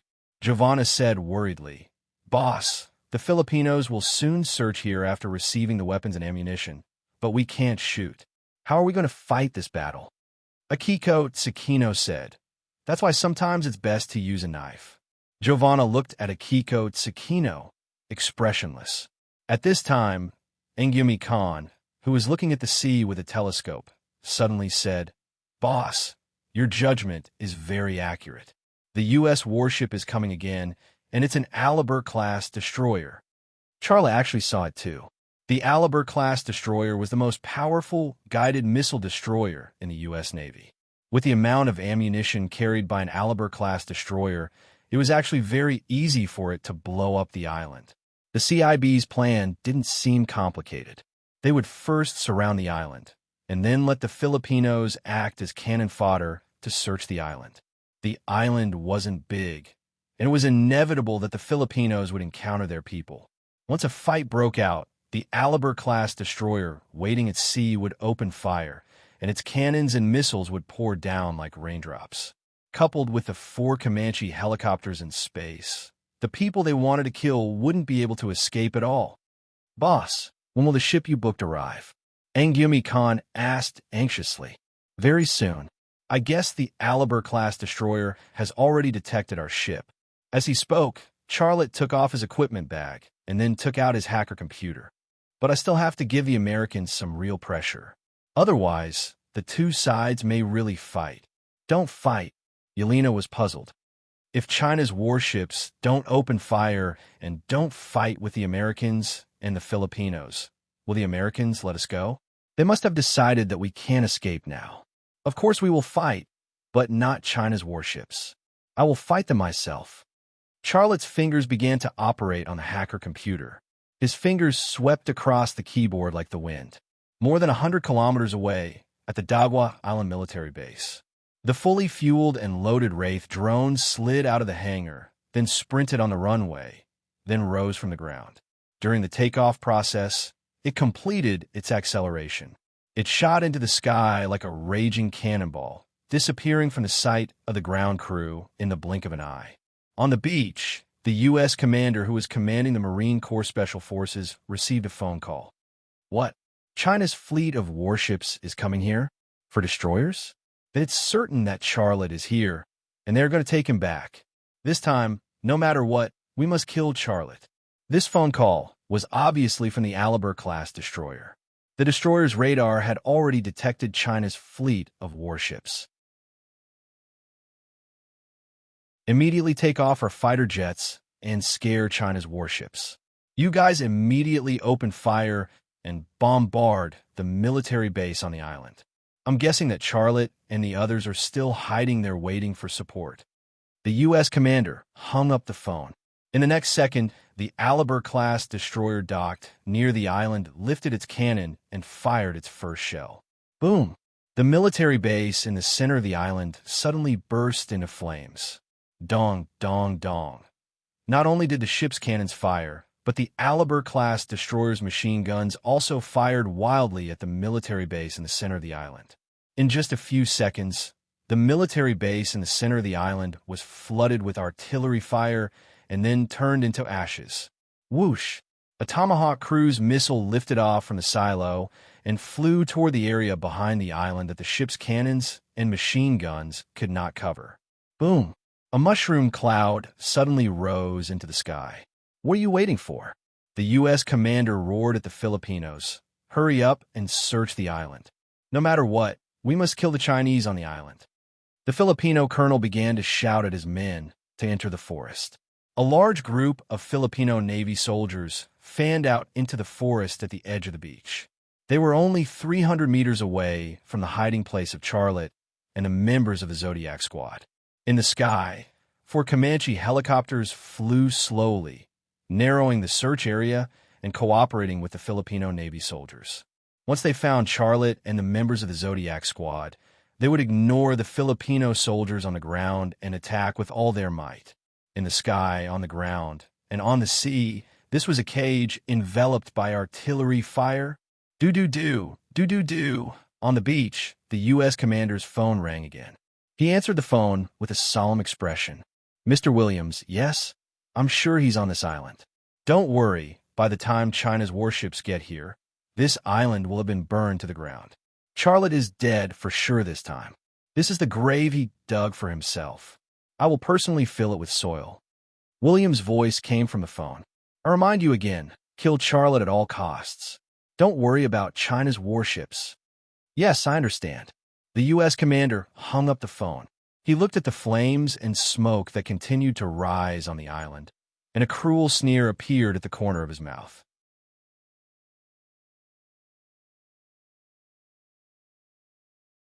Chapter 1084. Boom! Boom!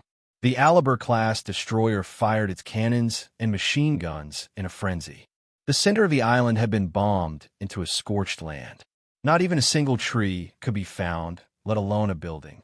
As the Alabur-class destroyer bombarded the center of the island in a frenzy, it adjusted the firing angle of its cannons, gradually extending the range of the bombardment to the seaside. It really wanted to kill Xiaolei at the cost of destroying the entire island. The Philippine Navy temporarily entered the forest, getting closer and closer to Charlotte and the members of the Zodiac team.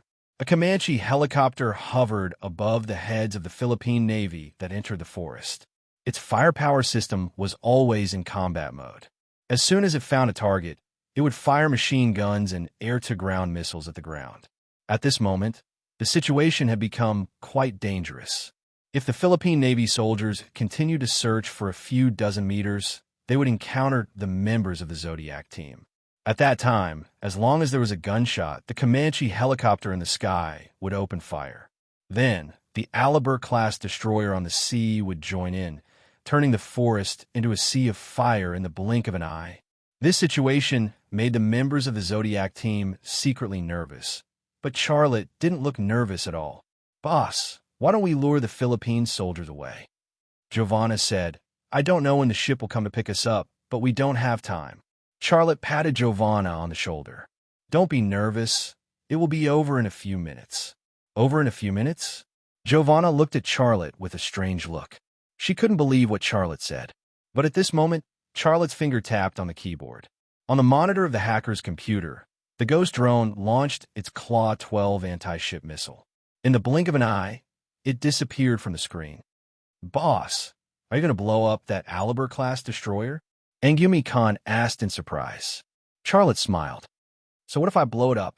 I have painstakingly modified an Eagle Claw 12 anti-ship missile, so I can use it as my target to test the power of the modified version of the Eagle Claw 12 anti-ship missile. They can shoot at us without any scruples. Why can't we blow it up? This is the result of being spoiled." Angumi Khan smiled. Yelena said, "That's strange. Daiwan Island is not far from us. Boss, your Ghost drone has been flying for a few minutes. I'm afraid the distance between the two is less than 50 kilometers. Under normal circumstances, the Alabur-class destroyer would have noticed the Ghost drone's anti-ship missile and sounded the air defense alarm. But now, it hasn't reacted at all." Angumi Khan smiled and said, "Honey, you probably don't know this, but all the things Boss made with Mystic Gold X are invisible, including his anti-ship missiles. I think those guys on the Alabur-class destroyer are probably fantasizing about blowing us to pieces right now, and I'm waiting to hear that rumble." Suddenly, there was an earth-shattering explosion. Even at a distance of a few kilometers, the eardrums were buzzing. A few seconds later, a hot wind blew through the forest. It was the aftermath of the explosion. Charlotte stood up from the ground. His left and right eyes twitched slightly as he entered extraordinary mode.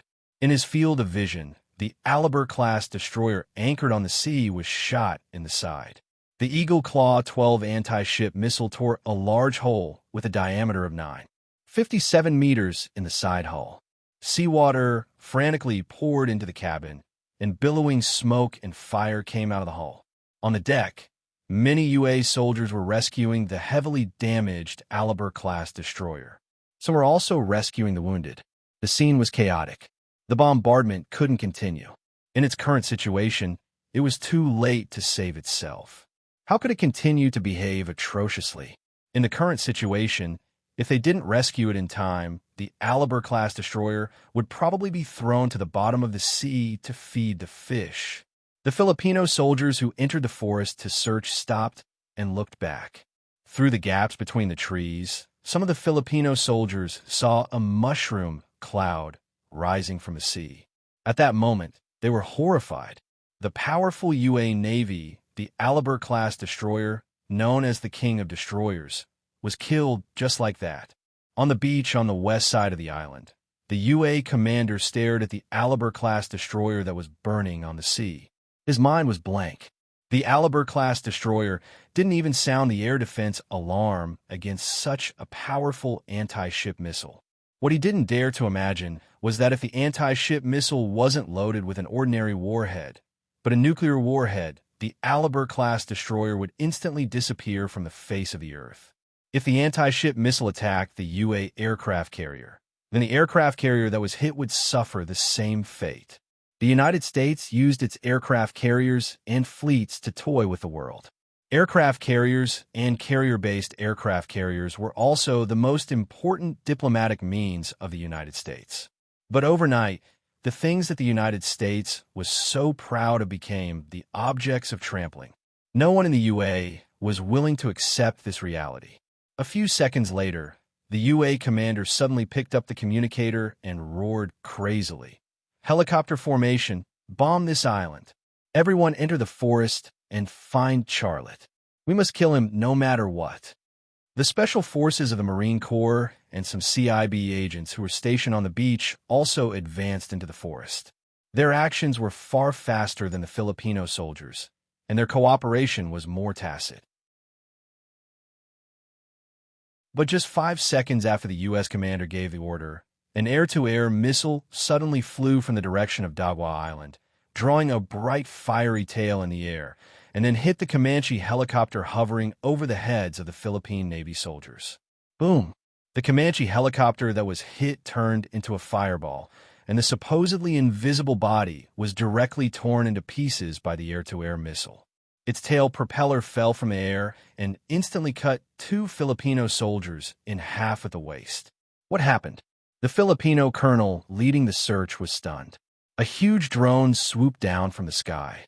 Its majestic posture was like a rock spreading its wings, and the 3 Comanche helicopters and Chinook transport aircraft below it were like chicks under the claws of the rock.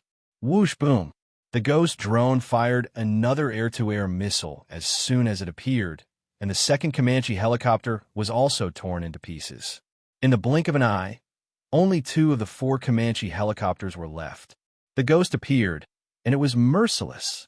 The remaining 2 Comanche helicopters didn't dare to stay any longer and turned to flee. On the sea, 4 destroyers appeared. Dozens of patrol boats filled with Navy soldiers rushed towards the island.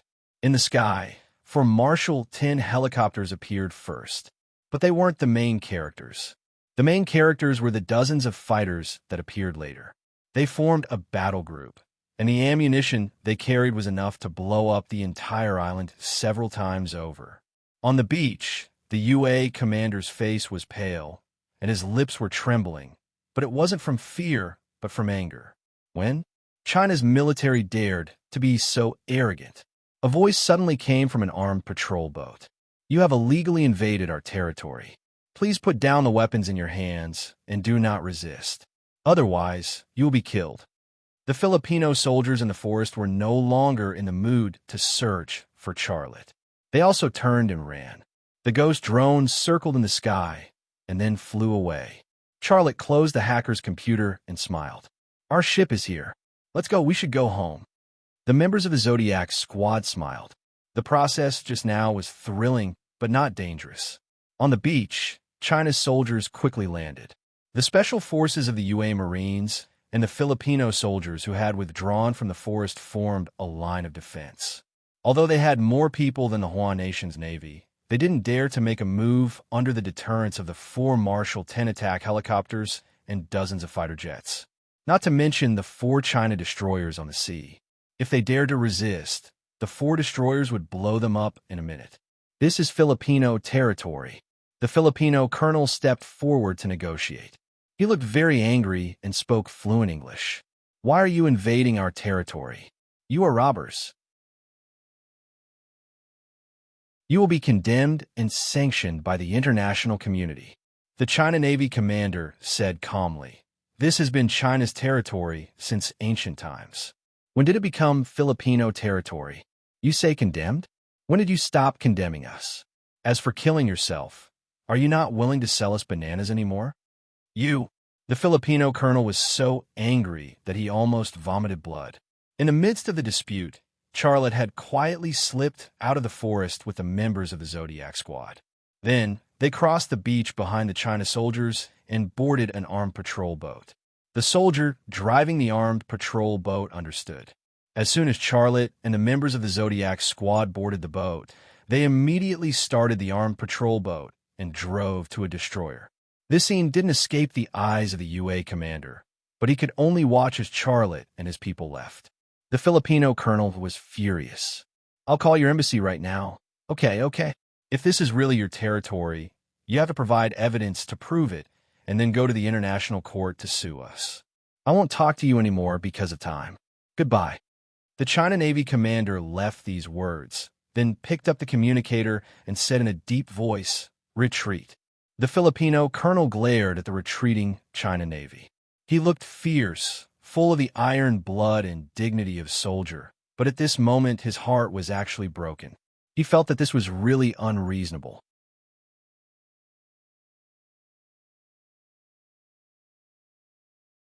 Chapter 1085. When Xia Lei stepped onto the warship was filled with cheers and intense applause. When he walked into the bridge, the officers and soldiers on the bridge gave him a military salute, including Yu Zhenhai. This was a great honor. Although Charlotte was not a soldier, he still stood at attention and saluted the officers and soldiers. Yu Zhenhai put his arm around Charlotte's shoulder and said with a smile, "Brother Xia, I only admire one person in my life, and that is you. You solved a big problem for the country. Well done. If it weren't for the fact that we can't drink on the warship, I would definitely drink with you. Next time, I'll definitely drink with you next time, brother Yu," Charlotte said with a smile. "Well, it's settled then." Yu Zhenhai laughed. The warship returned, but not to the Dagua Island military base, but directly back home. Charlotte was not surprised by Yu Zhenhai's decision. After all, Dagua Island was just an artificial reef. If the Americans knew that he was still on Dagua Island, they might throw a nuclear bomb there. It was impossible to defend against submarine-launched missiles, and Yu Zhenhai did this out of safety considerations. After staying in the bridge for a while and chatting with Yu Zhenhai and the officers in the bridge, Xia Lei left the bridge and went to the cabin to rest. Space on the warship was precious, but even if it was crowded, a hero like him would have a separate and comfortable resting environment. Lying on the narrow camp bed, Charlotte's body and mind were completely relaxed. He had done something big enough to shock the world, but he believed that what happened tonight would not be reported in the United States or the Philippines. If the United States reported what happened tonight, its prestige would be damaged first, and then its control in the Middle East. Compared to Asia, the Middle East was a real benefit. As for the Philippines, if they used public opinion to attack China and win the sympathy of the international community, it would not only not gain any benefits, but it would also make the international community aware of the strength of China and thus stand on the side of China. The world had always been a world where the strong preyed on the weak. After completely relaxing, Charlotte felt a little tired and lay down on the camp bed to rest. At the military base in the Philippines, he had experienced a fierce battle and had used his left and right eye frequently. He was indeed exhausted and needed a good rest. Not long after he lay down on the camp bed, he fell asleep. He had a dream. In that dream, he ate the last AE capsule, and his body evolved completely. He became someone like Zhu Xianhua. He was not interested in any food in this world. Just like her, he needed to eat people's brains to survive. He even dreamt of the Black Robe Man. who wanted to kill him. Do. The satellite phone suddenly rang. Charlotte got out of bed and answered the phone. It's me, Siamu. Speak. Siamu's voice came from the satellite phone. Boss, I've got the relevant information. The Americans have found an ancient tomb under the Church of the Holy Sepulchre and found 2 faceless warrior statues. Currently, the Americans are preparing to send the 6 faceless warrior statues back to the United States. How do they plan to send the 6 warrior statues back to the United States? Charlotte asked. Siamu's voice said, I don't know yet. Qianjun is interrogating an Israeli. However, I heard that the 6 weeks of non-statues can cause some equipment to malfunction. I don't think they'll use a plane to transport it. They'll most likely use a ship and do anti-radiation treatment. Did you find out why the Americans and Israelis know about the ancient tomb under the Church of the Holy Sepulchre? Charlotte asked. Siamu's voice said, I didn't find out about that either, but Qianjun knows something about it. Wait a minute, I'll get him to talk to you. Footsteps and the sound of a door opening could be heard from the satellite phone, followed by a blood-curdling scream. The image of Qianjun torturing an Israeli appeared in Charlotte's mind. He could not help but smile bitterly. Qianjun had been tortured by Mossad for several years. He hated the Israelis, so he would definitely not go easy on them. Siamu spoke to Qianjun, and then Qianjun's voice came from the satellite phone. Boss, it's me, Qianjun, Charlotte said. Siamu said you found out something. Tell me. Qianjun's voice said, it's just a story that can't be verified. I heard it from an Israeli archaeologist. Of course, I used some tricks. After a pause, he said, the Israeli archaeologist said that when they dug out the 4 faceless warrior statues from the ruins of the pyramids, there was a sudden thunderstorm. The rain was unusually heavy, and a statue of a faceless warrior even killed an Israeli engineer. Later, someone saw a woman. A woman? Charlotte could not help but interrupt Qianjun's words. Tell me, what kind of woman is it? Qianjun said, no one saw it clearly. The woman seemed to be riding a horse. Many people thought that it was an illusion similar to a mirage caused by the rain and light.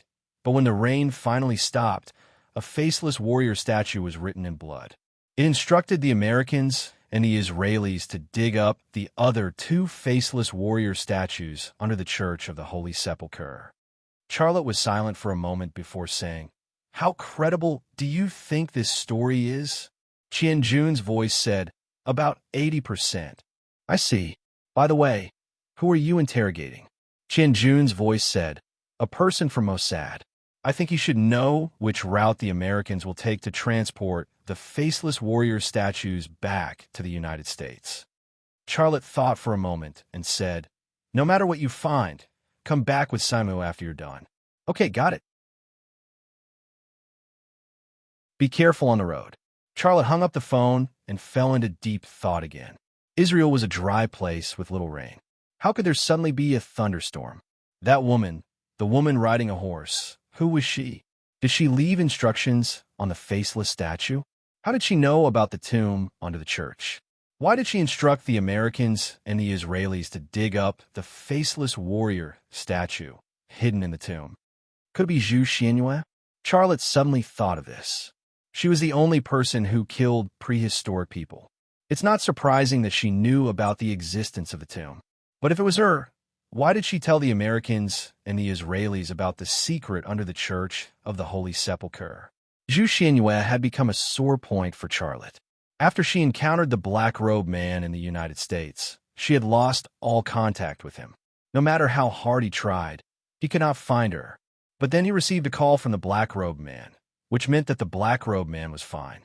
If the black-robed man was fine, then something must have happened to Zhu Xianyue. However, even if she was seriously injured, after such a long time, her injuries should have healed. If her injuries were healed, why didn't she call? Where was she now? What was she doing? He couldn't sleep because of all these questions. Knock, knock, knock. There was a knock on the door. Charlotte looked over, and his left eye twitched slightly. He saw Akiko Tsukino standing at the door of the cabin. Akiko Tsukino had taken a shower, and her hair was still a little wet. She was wearing a new Navy uniform, a navy blue short-sleeved shirt, and a short skirt. Her curvy figure was outlined by the clothes, which was sexy and provocative. A female ninja, wearing a navy uniform, not only had the valiant and heroic air of a soldier, but also the coldness of an assassin. It looked very special. Charlotte only felt a headache. He knew the nature of cross-country travel. Why did she come to him at this time? She had even taken a shower. Was there a need to guess what she was thinking? Knock, knock, knock. Outside the door, Akiko Tsukino reached out and knocked on the door 3 times. There was a hint of anxiety between her eyebrows. Charlotte couldn't help but smile bitterly. He climbed out of camp bed and went to open the door for Akiko Tsukino. When he faced her, he pretended to be surprised. Hey. It turned out to be Akiko. What's the matter? I'm asleep. This was the words to drive people away. Yukino Anko walked past Xiaolei and said, Boss, close the door. I have something very important to talk to you about. Xiaolei nodded and said, Boss, close the door. I have something important to discuss with you. What's the matter? Charlotte was a little curious. He closed the cabin door. Akiko Tsukino said, You sit on the bed. I'll tell you. Xiaolei smiled. Why are you being so mysterious? What is it? Although he said that, he still sat on the bed. In his heart, Akiko Tsukino was a woman who never joked. If she said it was something important, then it must be something important. After Charlotte sat on the camp bed, Akiko Tsukino also came to the camp bed. She squatted down and pressed her hands on Charlotte's knees. What kind of talking posture was this? Charlotte's whole person was unnatural at this time, because Akiko Tsukino's posture revealed a large secret scenery under her skirt. Her snow-white thighs and a mature area wrapped in white. Because she had just taken a bath, the cloth was still relatively wet. It was tightly attached to her skin, so that the content inside was 80% transparent in front of his eyes. He didn't know whether to look or not. Akiko Tsukino stared at Charlotte, but didn't say anything. Charlotte cleared his throat. Didn't you say there was something important? What is it? Akiko Tsukino looked a little nervous. Of course, it's what you promised me. Charlotte was speechless. He actually guessed the purpose of Akiko Tsukino's visit, but he also believed that she really had something important to talk to him about. I want you to fulfill your promise. Akiko Tsukino said. Charlotte smiled bitterly. Akiko, I really have fulfilled my promise. On the beach of that small island in Turkey, squeak. The plastic bite opened. Charlotte also became nervous. Akiko, don't do this. It's not good. Before he finished his sentence, his brows were already wrinkled. His expression seemed to be extremely happy and extremely painful. A few minutes later, Akiko Tsukino raised her head and looked at Charlotte. When I was by your side tonight, I couldn't help but be excited. You were the strongest man in the world. I am yours. You can do whatever you want. Take me. Charlotte pulled her up and pressed her down on the narrow camp bed. As he pushed her, he said, Just this once. If you can bear it. Charlotte, ? Akiko Tsukino suddenly bit Charlotte's ear. Let me tell you a secret. Female ninjas are the women in the world who are the best at serving men. Our IGA sect is the best in this aspect. And I am a woman who has received the true teachings. Charlotte, is this true? Charlotte felt that he should explore deeper to find the answer.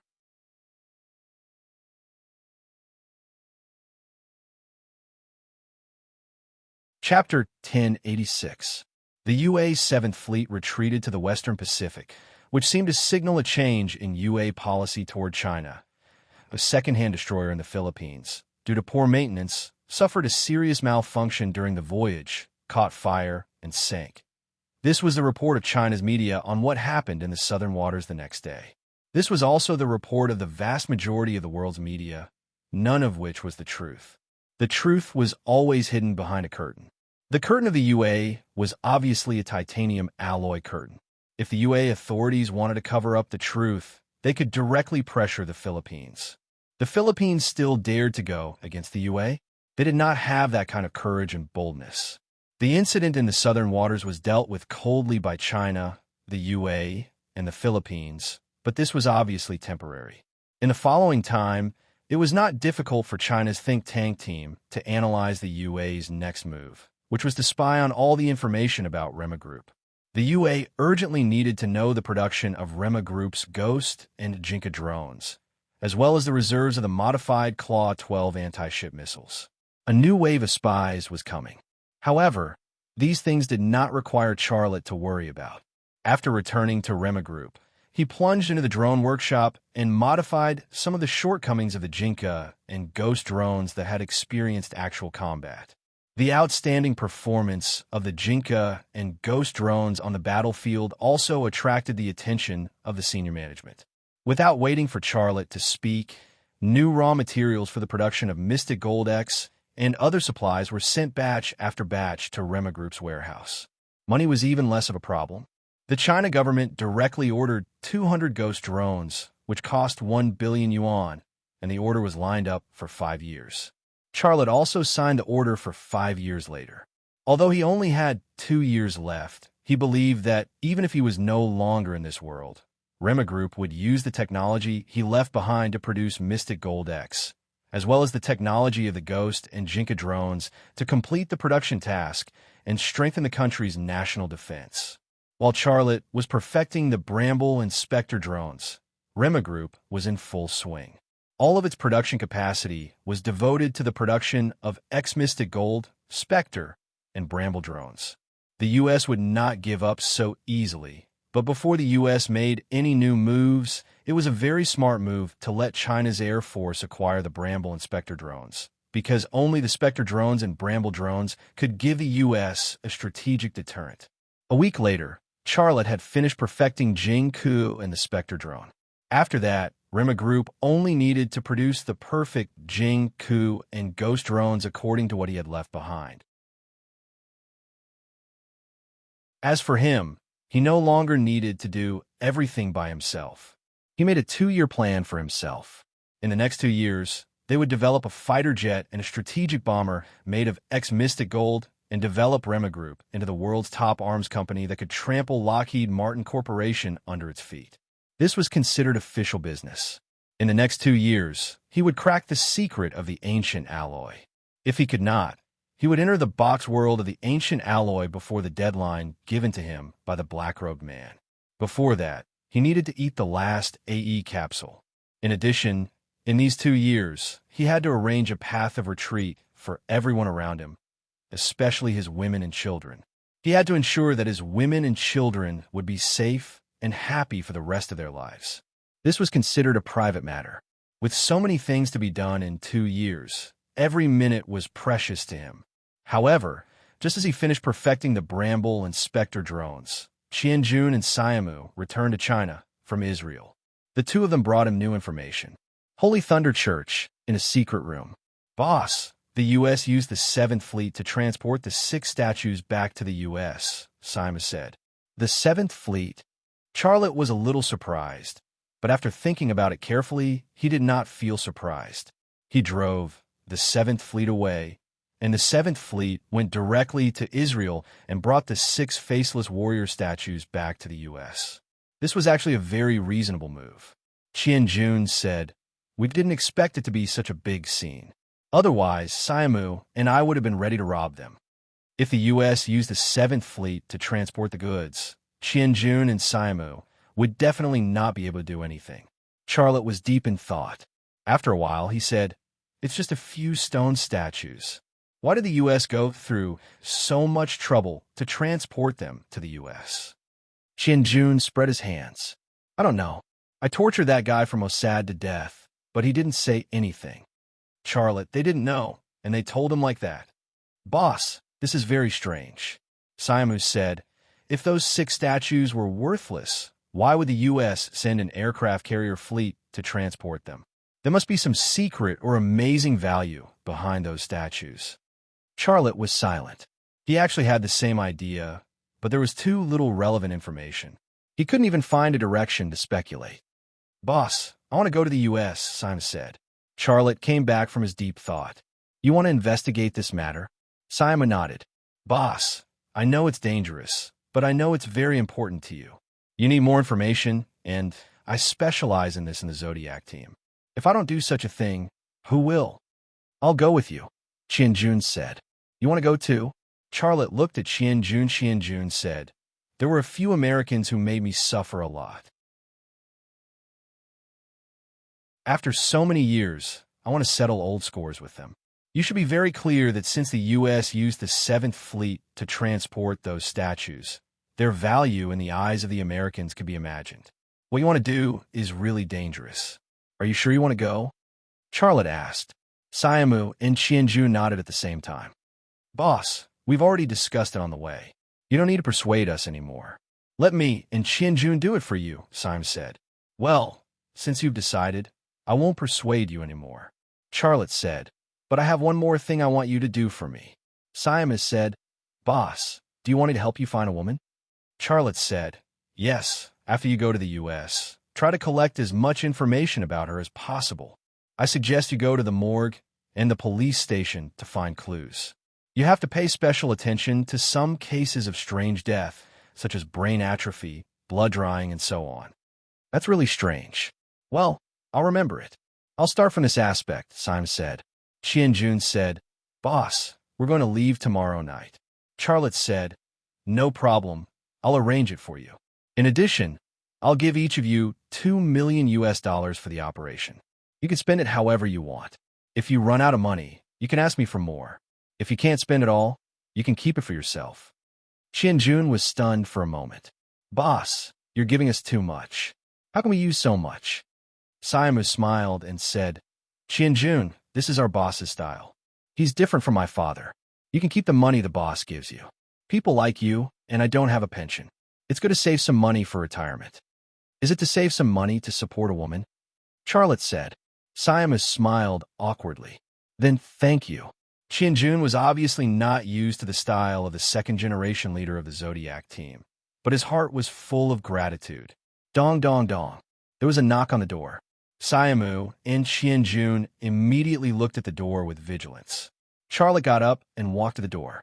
"It's Giovanna and the others. Don't be nervous." Siamu and Qianjun, who were in charge of intelligence, were people who got nervous easily.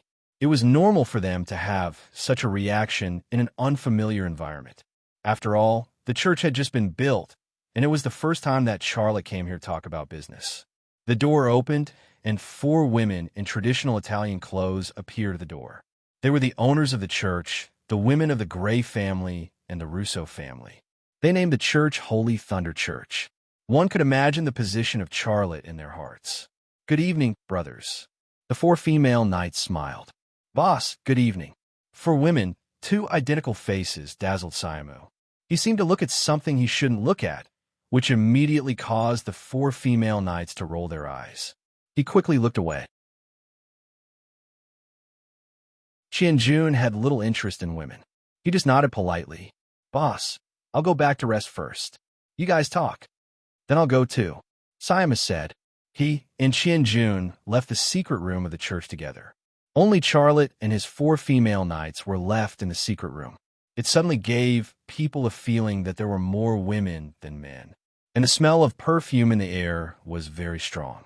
It was so fragrant that it made people want to sleep. "Well, I'll go back to sleep."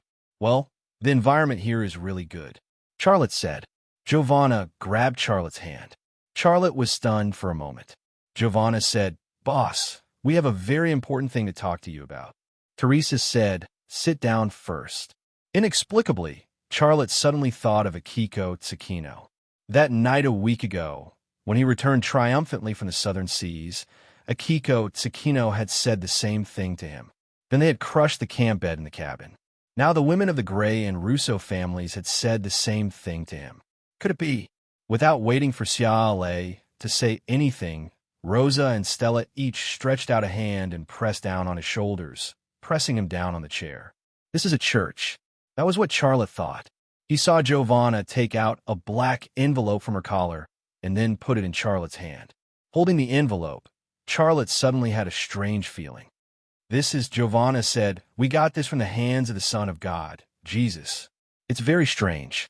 Take a look. Who would use a black envelope to send a message?" Charlotte opened it excitedly and took out the letter.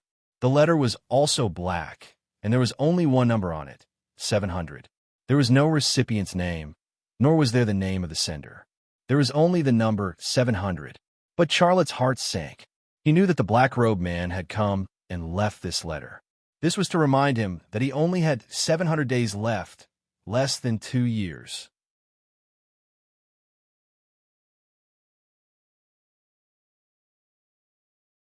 Chapter 1087. 700 days, 16,800 hours, 100,8000 minutes. That was how much time Charlotte had. By the time this set of numbers appeared in his mind, 1 second had already passed.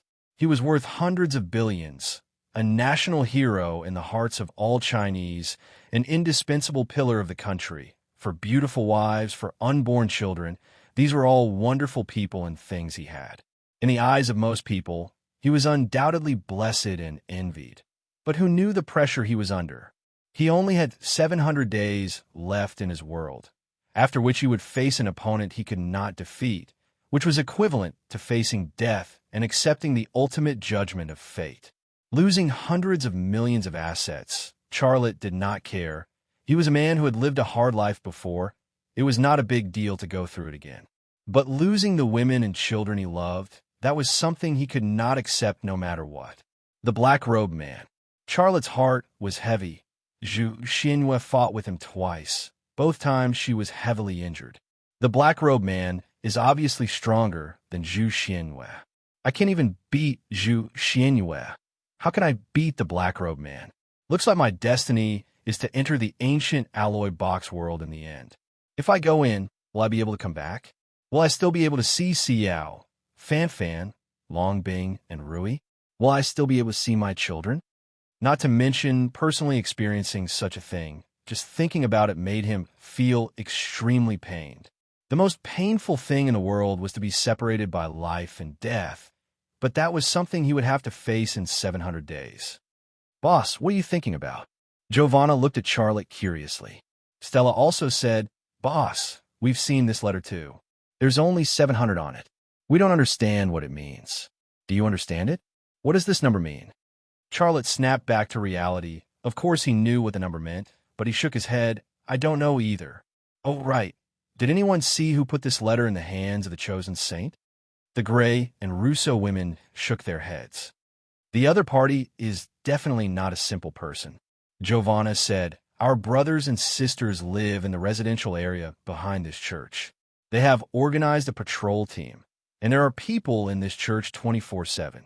In addition, there are cameras installed in every corner of this church.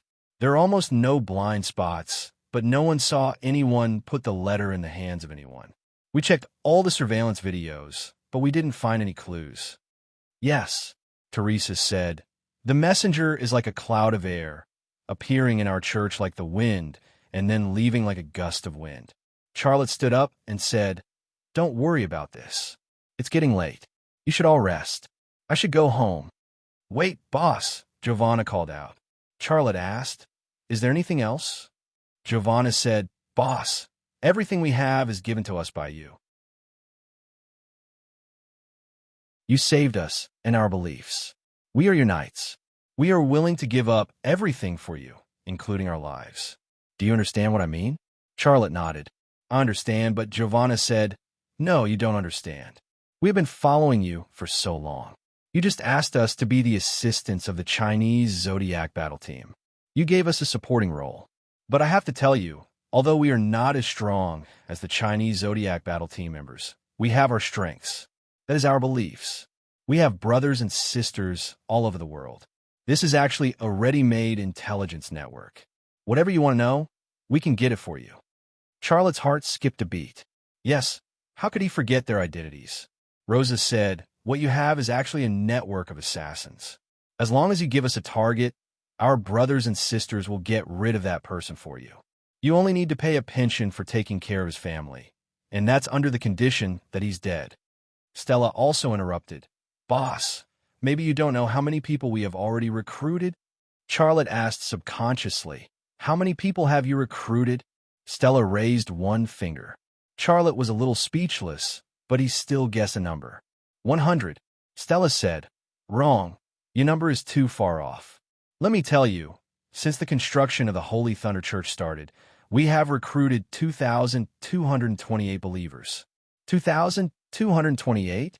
Charlotte was shocked. That's a lot. But why did you raise one finger? Stella flashed a cheeky smile. I'll raise a finger. That's a please guess gesture. You are the smartest person in the world, but you can't understand my sign language. This means that I am smarter than you. Charlotte was speechless. The other three women giggled. The atmosphere in the secret room was not serious at all. Boss, I have a plan, Giovanna said.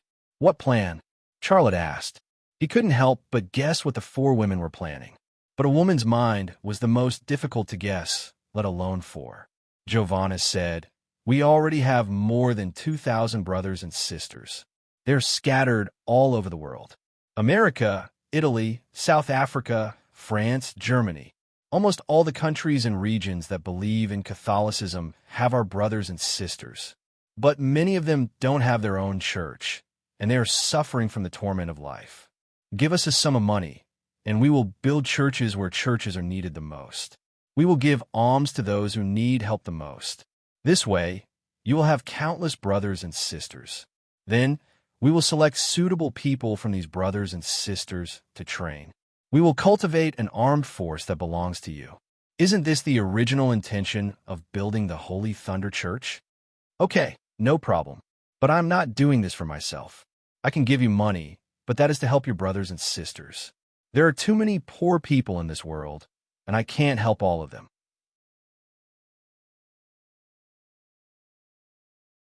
But because of you, I can help your brothers and sisters. Charlotte said, Tell me, how much do you want? That's great, boss. Thank you so much. Giovanna said excitedly, We need 10 million US dollars.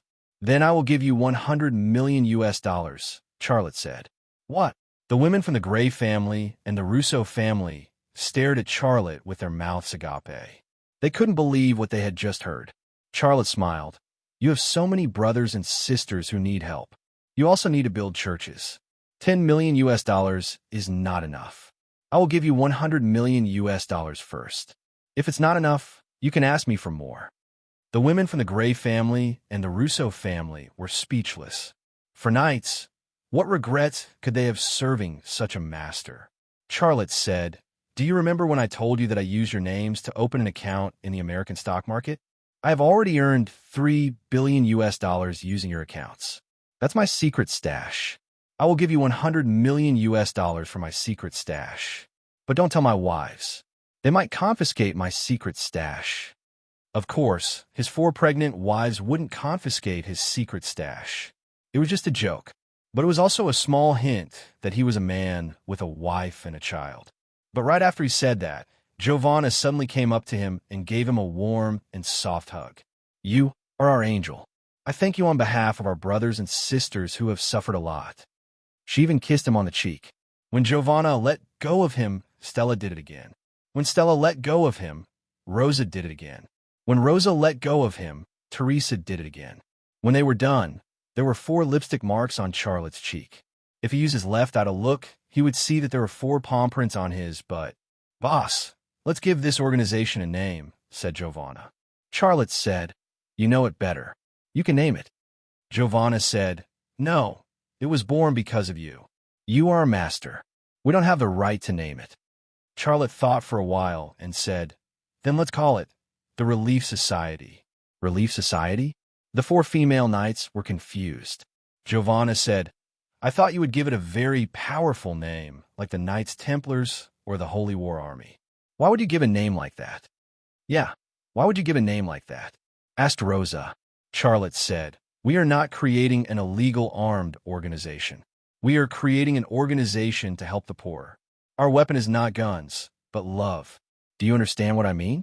Even if someone is willing to sacrifice themselves and do something extreme for the Relief Society, it will not change our purpose. I know what you mean. Let's call it the Relief Society then. Giovanna said, as long as it was Charlotte's decision, she would accept it even if it was called Love Society, not to mention such a formal and loving name. Stella said, To prove the value of the Relief Society, boss, we will give you information about one person in a week. Charlotte's heart skipped a beat. Boo, Stella said, my Hattori. We all know you want to kill her. Give us a week, and we will find her information for you. Teresa said, and the person you want to know the most, Zhu Xianyue. Giovanna said, give us a month, and we will find Zhu Xianyue for you. Charlotte said, I believe you can get information about my Hattori, but it will be very difficult for you to find Zhu Xianyue. The more difficult it is, the more we can prove our value. Boss, just wait for our good news, Giovanna said. Charlotte understood. He had always wanted to integrate these 4 girls into the Chinese Zodiac battle team, but they could not. The Chinese Zodiac battle team members were all evil people who killed without batting an eye. They had no bottom line, but these girls were knights with faith. They were just and righteous. And the Chinese Zodiac battle team members were from 2 different worlds. How could they be integrated into the team? In order to prove their value, they did not want to be assistants to the Chinese Zodiac battle team members. That was why the Relief Society was born. That was why they came up with the plan to target my Hattori and Zhu Xianyue. Okay, I will wait for your good news, Charlotte said. Teresa said with a smile, to celebrate the establishment of the Relief Society, how about we go for a drink? Xiaolei thought for a moment and glanced at the 4 women's strange gazes. He said, maybe another day. My wife asked me to go back to sleep early. If I don't go back soon, they'll come here. I will go back first. You guys should rest early too. Good night. He left as soon as he said that. The 4 female knights looked at each other with disappointment in their eyes. A man who chased the 7th fleet away is afraid of his wife. Damn it, Giovanna said.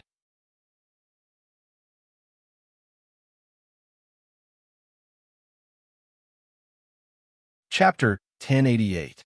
The 4 women with big bellies were already asleep. They were about to give birth, and pregnant women were especially tired during this period, so they went to bed earlier than usual.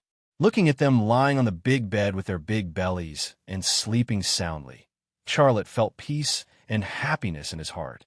They were still waiting for him before they went to bed.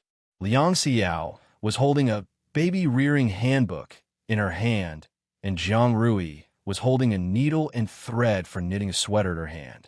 Fanfan and Long Bing were also holding a book related to baby rearing in their hands. If it weren't for the fact that they were waiting for him, they might not have slept on the same big bed. Charlotte took the needle and thread from Jiang Rui's hand. He was worried that she would accidentally touch the needle when she turned over.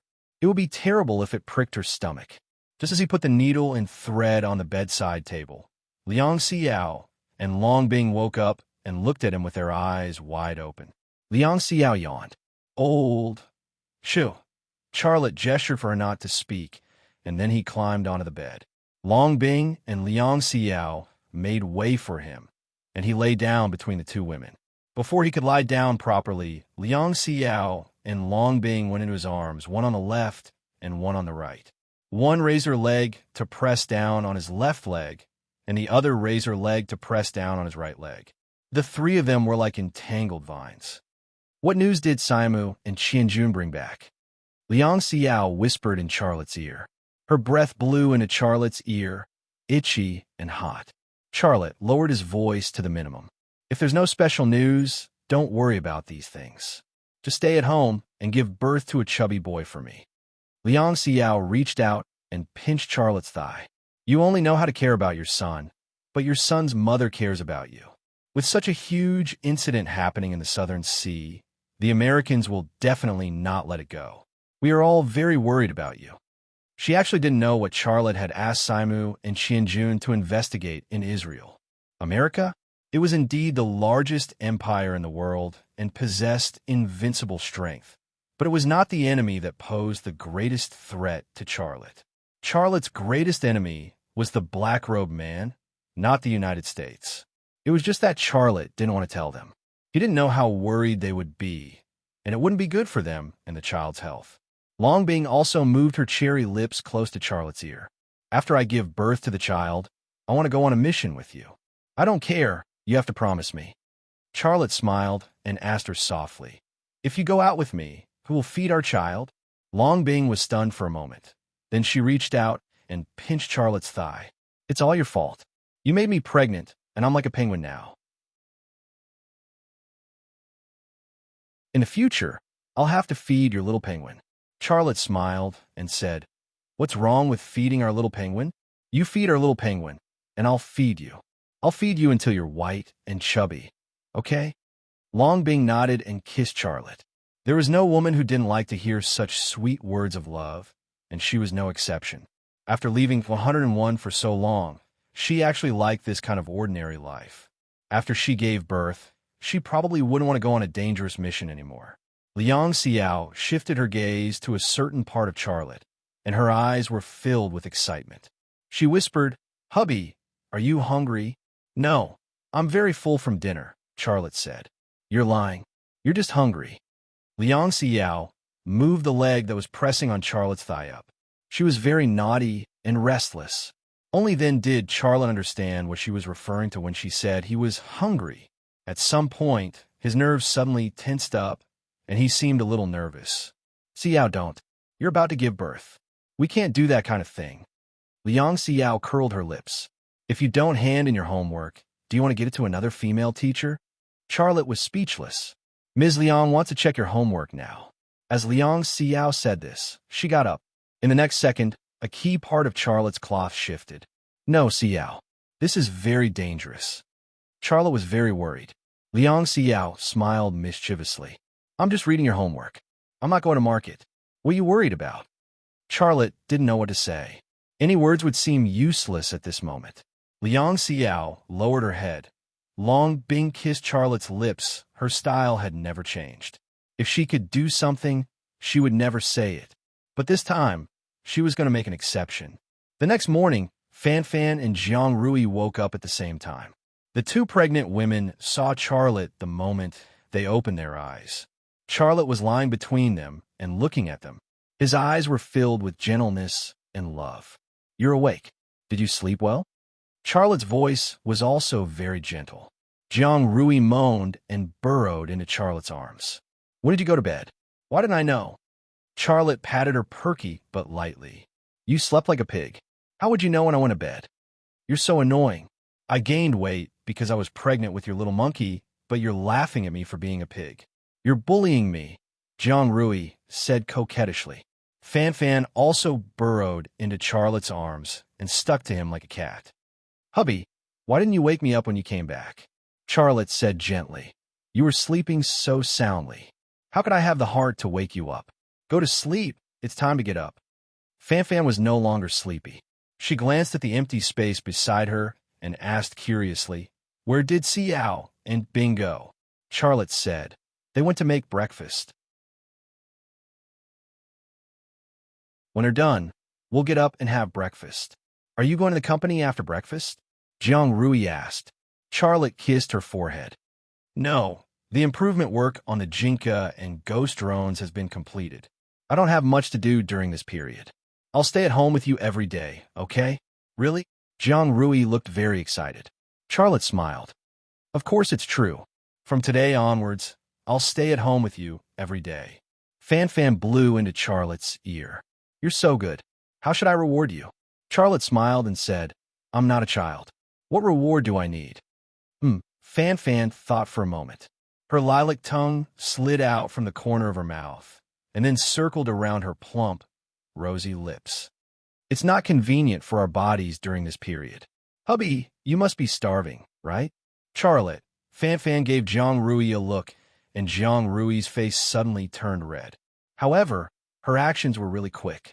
She kissed Charlotte's lips and stopped him from talking. Fan Fan got up clumsily and then leaned over to give her beloved man a reward. Liang Xiao and Long Bing were checking his homework, while Fan Fan and Jiang Rui were giving him a reward. Living among 4 female teachers, as a man, how could Charlotte not be satisfied? At a very critical moment, the door was pushed open. Liang Xiao, who appeared at the door, was stunned for a moment. However, it was only for a second before she returned to normal. She smiled and spat. You guys, aren't you ashamed of yourselves so early in the morning? Hurry up, or my porridge will get cold. Fan Fan and Jiang Rui each rolled their eyes at Liang Xiao and then pretended that she didn't exist. Charlotte's home was so warm and harmonious. After breakfast, Charlotte really stayed at home and didn't go to work at the company. After a night, He only had 699 days left. For the things he wanted to do, every minute was precious to him, but he was willing to waste his time to accompany his women. Perhaps, after 699 days, he would say goodbye to them forever. How could he not cherish the opportunity to enjoy family happiness with them? In the morning, Charlotte gave his women massages and health care. After that, he accompanied them for a walk in the backyard.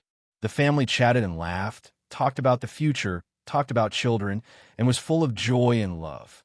After taking a walk, Charlotte accompanied the 4 pregnant women to go shopping online. They bought a lot of baby products as well as things that women like, such as clothes, bags, and cosmetics. This shopping was actually to prepare for their childbirth. Charlotte also couldn't wait to be a father. "Honey, you bought so many women's products for me. What if I give birth to a son?" During the shopping process, Jiang Rui and Charlotte quarreled a little. Charlotte said with a smile, "I have a hunch that you are pregnant with a little princess. What if your hunch is wrong?" Jiang Rui didn't believe it. Charlotte's left and right eyes twitched slightly, and the child in Jiang Rui's belly came into his sight. The child in her belly was very mature, and the sex organs were particularly obvious. It was really a little princess. He glanced at the other 3 pregnant women. There was a little boy curled up in Long Bing's belly, a little girl curled up in Fan Fan's belly, and a little boy curled up in Liang Xiao's belly. This was the situation in the 4 pregnant women's bellies. He knew it very well, but he never said it. "Honey, what if it's a boy? You bought me a lot of baby girl products. If it's a boy, he won't be able to use these things." Jiang Rui said. Her intention was actually to give birth to a boy for Charlotte. After all, she was a very traditional woman. Charlotte put his arm around Jiang Rui's shoulder and said, "Then buy some boy products. In this way, whether you give birth to a boy or a girl, you can use them." Jiang Rui curled up the corner of her mouth and said, "What a waste." Charlotte said with a smile, "How can it be a waste? If you can't use them this time, you can use them next time. You give me a boy first, and then give me a girl. Isn't that enough?" "Bah, I'm not going to give birth to a child for you." Jiang Rui blushed. Although she said so, she was very happy in her heart. "Io, we haven't even given birth yet, and you're already planning to have a second child?" Fan Fan said. "Yeah, what do you think we are?" Liang Xiao joined in the fun. Long Bing just smiled and didn't say anything. However, in her mind, she couldn't help but think of a boy and a girl fighting over toys in front of her. That imaginary scene made her heart warm and full of happiness. Charlotte laughed and said, "After you give birth, I'll sow the seeds for you. You'll soon have a second child." "Aya, you really think we're a machine for giving birth?" Liang Xiao punched him, hit him. Jiang Rui and Fan Fan also greeted him with their fists. Long Bing hesitated for a moment, but in the end, she still reached out to touch Charlotte a few times. Charlotte, who was beaten up by the group, hugged them in his arms and kissed them. This was a family that loved each other, and it was also a warm and happy home. From a bird's eye view, the family was only a small part of White's Tag, but it was the hope of the Chinese people. Xia Lei had sown 4 seeds in this house from magical seeds. In the future, even if he was no longer in this world, the seeds he sowed would take root and germinate in this soil. They would grow into towering trees, and they would grow into pillars that supported the Chinese people to continue to advance. There really seemed to be a pair of eyes in the sky that looked down on everything in the world. Everyone and everything in the world was under its gaze. There were no secrets to speak of.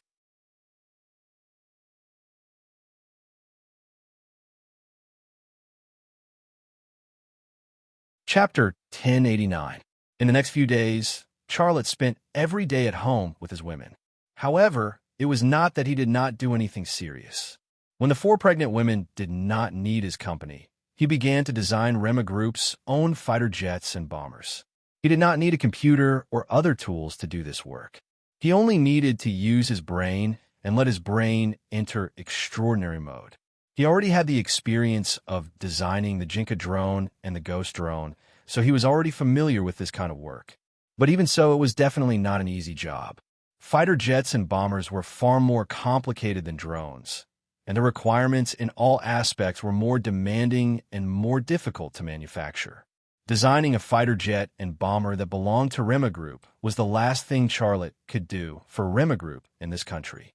In his opinion, even if it was more difficult than reaching the sky, he would still complete it. Time passed day by day. Charlotte seemed to be in a boring state of vacation, but every day was very fulfilling for him. In the blink of an eye, a week had passed. That afternoon, Charlotte was accompanying his 4 pregnant women to look at goldfish when the 4 female knights came to the door. The 4 female knights had 2 identical faces, and all of them were tall, curvaceous, blonde, and sexy. They walked over in a row, giving people the feeling that they were at a Victoria's Secret fashion show. Long Bing and Liang Xiao could not help but look at each other. The 2 women seemed to have the same hunch. Giovanna came over with a beautiful smile on her face. "Hello, my 4 wives. You are so beautiful." This was a typical Western compliment. After more than a year of hard work, the 4 Italian women's Chinese was already very good. Liang Xiao said, "Giovanna, what can I do for you?" "We came to find." Giovanna glanced at Charlotte, but did not say it. Charlotte knew very well why they had come to him. He said, "Giovanna, let's go to the study to talk." Giovanna nodded. "Okay, no problem." Liang Xiao smirked. "Hubby, can't we talk about it here?" Charlotte didn't want to say it at first, but Liang Xiao's honey softened his heart. He said, "Xiao, it's not that I want to hide it from you, but I don't want you to worry too much." Liang Xiao felt wronged and said, "Wouldn't we be worried if you didn't tell us? We will be more worried about you." Charlotte smiled bitterly. "All right, I'll tell you then. It's about my Hattori. As long as she's alive, I won't be at ease. She is a poisonous woman. If we don't get rid of her, our family will be in trouble. In order to create a peaceful environment for you and the children, I have to get rid of her." "My Hattori?" Long Bing's eyes flashed with coldness. "If it weren't for Tang Yin last time, I'm afraid we would have died. That woman is very dangerous. We can't let her live." Liang Xiao said, "Hubby, go and talk business. Let's continue to look at the goldfish." Fan Fan and Jiang Rui were not in the mood to look at the goldfish. They all looked at Charlotte. However, only Long Bing and Liang Xiao were experts in this kind of thing. They wanted to say something, but they didn't know what to say. Long Bing said to Charlotte, "Hubby, I know you're doing this for us and the children, but you have to be careful. No matter what you do, you have to think about us and the children." Charlotte nodded, and then went to the study with the women of the Gray and Russo families. Entering the study, Charlotte went straight to the point and said, "You're really capable. You said it would take a week." He smiled. "Tell me, what news did you bring?" Giovanna said, "Boss, we found our brothers and sisters. My Hattori is currently in Las Vegas, Nevada, in the United States." Charlotte was a little curious. "Las Vegas? What's she doing there?" "She's definitely not going to Las Vegas to gamble," said Stella. "The most mysterious area, 51 in the United States, is in Nevada." Teresa said, "The 6 faceless warrior statues that the 7th Fleet transported back from Israel have also been transported to Nevada. Their destination is also Area 51. Rosa said, "My Hattori is obviously going to Las Vegas this time for the 6 faceless warrior statues. She is currently living in the Caesar Hotel. She is very low-key, but as long as she is not invisible, she can't get rid of our eyes." The women of the Gray and Russos explained the matter in quick succession. Charlotte said, "The AE Research Center is also in Area 51. It seems at this time the United States handed over the 6 faceless warrior statues to the AE Research Center for research. My Hattori is a member of the Japanese Secret Service. Her family has a pivotal power in the Japanese military. She is also a senior employee of the Lockheed Martin Corporation. With these important identities, it is not surprising that she was invited." Giovanna said, "Do you want our brothers to kill her?" Charlotte thought for a moment. "Can your brothers do it?" The women of the Gray and Russo families looked at each other. Looking at their expressions, they wanted to give Charlotte a positive answer, but they were not sure. After all, the other party was my Hattori. Not only did she have the protection of the Hattori family's warriors, but she also had the protection of the Japanese Secret Service agents. It would not be easy for a top killer to kill her, let alone an ordinary killer. A very simple example was that she was someone that Xia Lei had no choice but to kill, but she was still alive. Just this alone proved how difficult she was to deal with. In this case, how could they easily give Charlotte a positive answer? Charlotte already had a judgment in his heart. He said, "It's already amazing that you can find her whereabouts and purpose. It will not be easy to kill her." Qianjun and Siamu are in the United States. Qianjun is an expert in this area. I will ask him to do this. But Giovanna wanted to say something, but stopped. They wanted to prove their strength, but Charlotte still asked the members of the Zodiac team to do this. She was a little unwilling. Charlotte smiled and said, "I know what you are thinking, but I don't think it's necessary. The Zodiac team is the Zodiac team, and they have something they are good at. The Rescue Society is the Rescue Society, and you and your brothers and sisters have something you are good at. There is no need for you to compete with them for a win or lose. Let's take the current situation as an example. You guys have a powerful intelligence network, and you guys managed to find my Hattori's whereabouts. In that case, you can just leave the rest to Qi-jun to handle and avoid unnecessary sacrifices. What's wrong with that?" After Charlotte enlightened them, Giovanna and the other 3 female knights seemed to have figured it out, and a smile appeared on their faces. "Then we will integrate our intelligence forces into Zhu Xianwei. Give us another half a month, and we will definitely give you definite information," said Giovanna. Charlotte said, "Have you found any clues?" Rosa said, "There are no clues for the time being, but if we put all our people on this matter, I believe there will be results soon." How many brothers and sisters does the Rescue Society have in the United States? Charlotte asked curiously. Teresa said, "As of today, there are 832 ordinary brothers and sisters and 128 important members. This is only a temporary figure. Each of them will develop new members, and our team is constantly growing. To what extent we will develop and how many members we will have, it is actually very difficult to estimate." Charlotte was very surprised. It had only been a short time, and there were already so many members in the United States. If members from other countries and regions were added, wouldn't there be almost 10,000 members? This was the power of religion and faith. Giovanna said, "The $100 million you gave us has played a great role. Our churches are being built all over the world, and many brothers and sisters who are suffering have also received your help. When some people need help the most, you give them warmth and care, and they will follow you. Most of our brothers and sisters came this way, so our people are developing very quickly. So, if we develop the Rescue Society to the level of the Medieval Knights Hospitaller, don't be surprised," Stella said with a smile. Charlotte was speechless. As long as there was money, they could build churches in the places that needed them the most, and help the people who needed help the most in poor and chaotic places. Under this model, the Rescue Society would indeed grow bigger and bigger, and it might really develop to the level of the Medieval Knights Hospitaller. However, Charlotte was not sure if he could see it. "Then it's decided. Get your brothers and sisters to help me investigate Zhu Xuanyue's whereabouts," said Charlotte. Stella nodded. "Okay, no problem. Boss, there is something I want to tell you, but..." Giovanna wanted to say something, but stopped. Charlotte said, "What's the matter?" Giovanna hesitated for a moment before saying, "You built those churches, and you helped those brothers and sisters who are suffering. They call you the Son of God." "Son of God?" Charlotte was very surprised. "What do you mean?" Giovanna said, "They say that you are the Son of God, and that God sent you to save them." Rosa said, "The brothers and sisters in Africa even say that you are the only Son of God."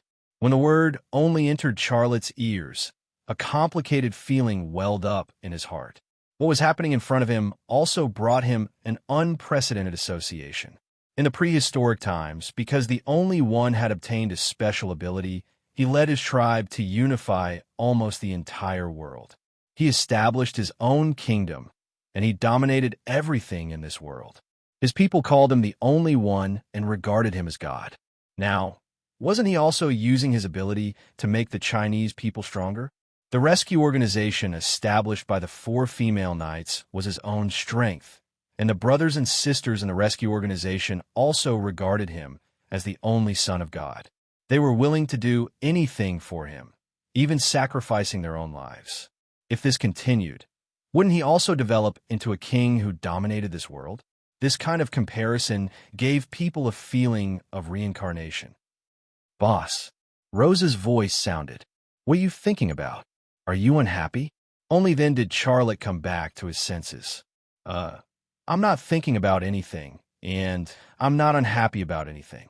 Those brothers and sisters who are suffering received help in their despair, and they are grateful to you and me. This is understandable. But in the future, don't talk about gods and ghosts anymore. I'm not some god, and I don't need the worship of believers. Do you understand what I mean? Giovanna shrugged. Boss, this isn't us creating a god. It's their own understanding based on the things you've done. The more you deny it, the more they will feel that you're humble and approachable. Their worship of you will only increase. Teresa smiled and said, Actually, I also feel that you're our angel. This is true. I'm not joking. Charlotte was speechless. No matter what you are, we're your people. We're willing to do anything for you. Everything we have is yours. We're like this, and so are our brothers and sisters in the rescue organization. So, let everything develop naturally, said Stella. Charlotte smiled bitterly. He only had about 600 days left. How could he care about how the rescue organization would develop? He said, Do as you see fit with the rescue organization. If you need money, feel free to ask me for it. My hands are stained with blood, and I'll do my best to help those brothers and sisters who need help.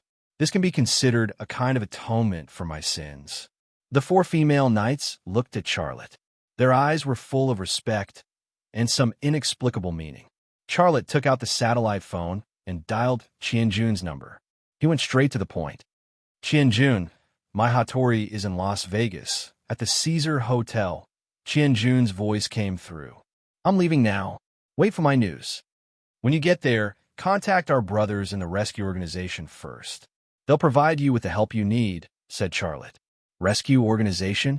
Qianjun's voice was full of doubts. This was the first time he had heard of the existence of the rescue organization. Giovanna's people. I'll ask her to talk to you. Charlotte handed the satellite phone to Giovanna. Giovanna took Charlotte's satellite phone. This is Giovanna. If you go to Las Vegas, go to Pandertown. There's a church there. The first cooperation between the rescue organization and the Zodiac Squad had begun.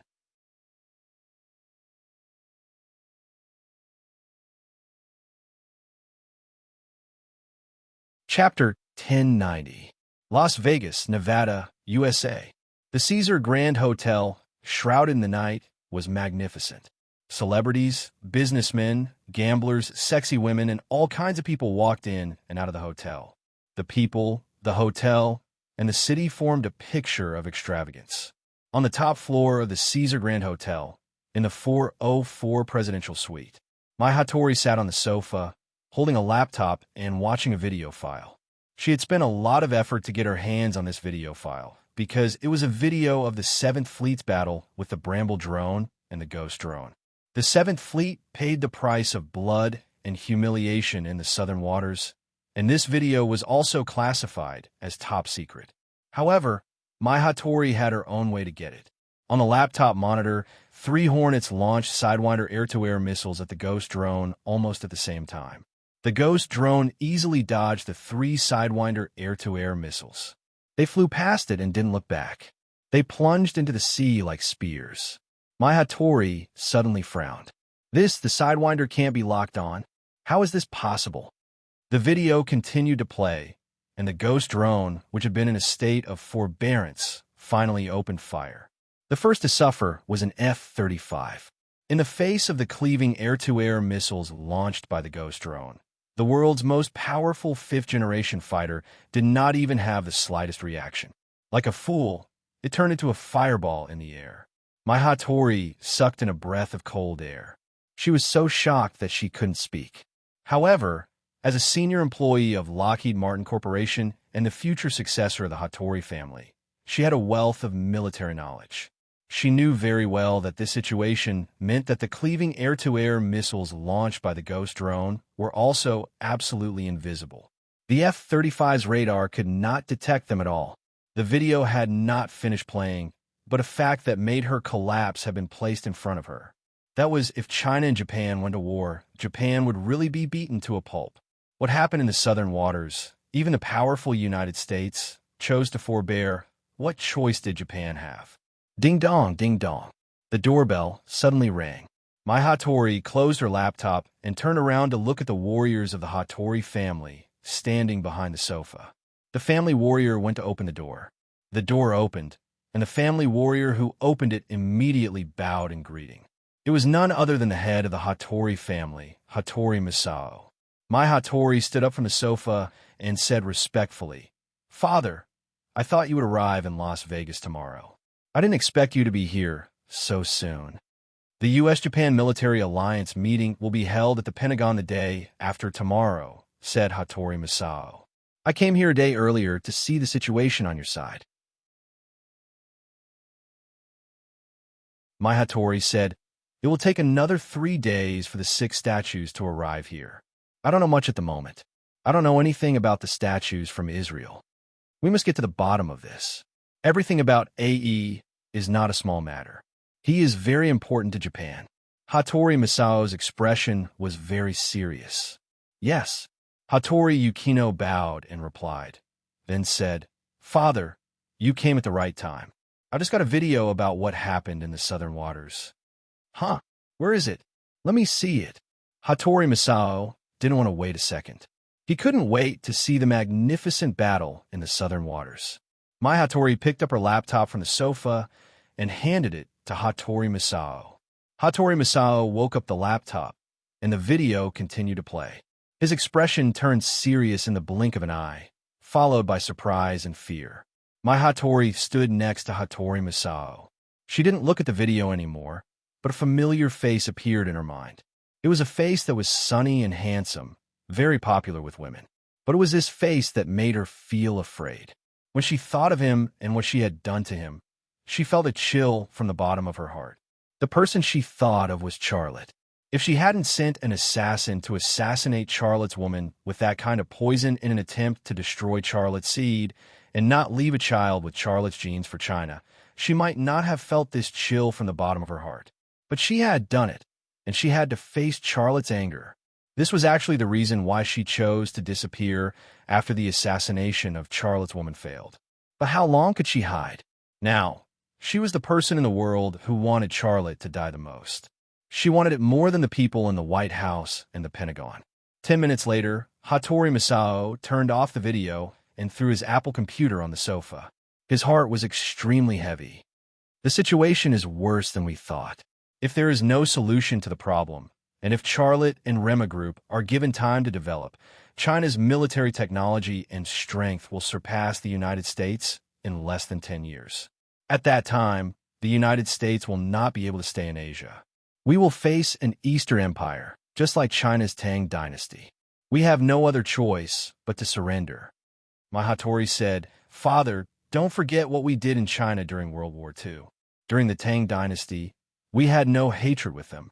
But now, most of the Chinese people are hostile towards us. If China becomes an Eastern Empire, or even replaces the current international status of the United States, I'm afraid our days will be very difficult." "Is there no possibility of killing him?" Hattori Masao said. My Hattori smiled bitterly. "If you can kill him, I'm afraid the Americans will not invite you to the Pentagon for a military alliance." Hattori Masao snorted coldly. "The Americans are best at using people as guns, but we Japanese are not anyone's guns. The Japanese will not forget the atomic bomb dropped by the Americans on Hiroshima. One day, this historical account will be settled."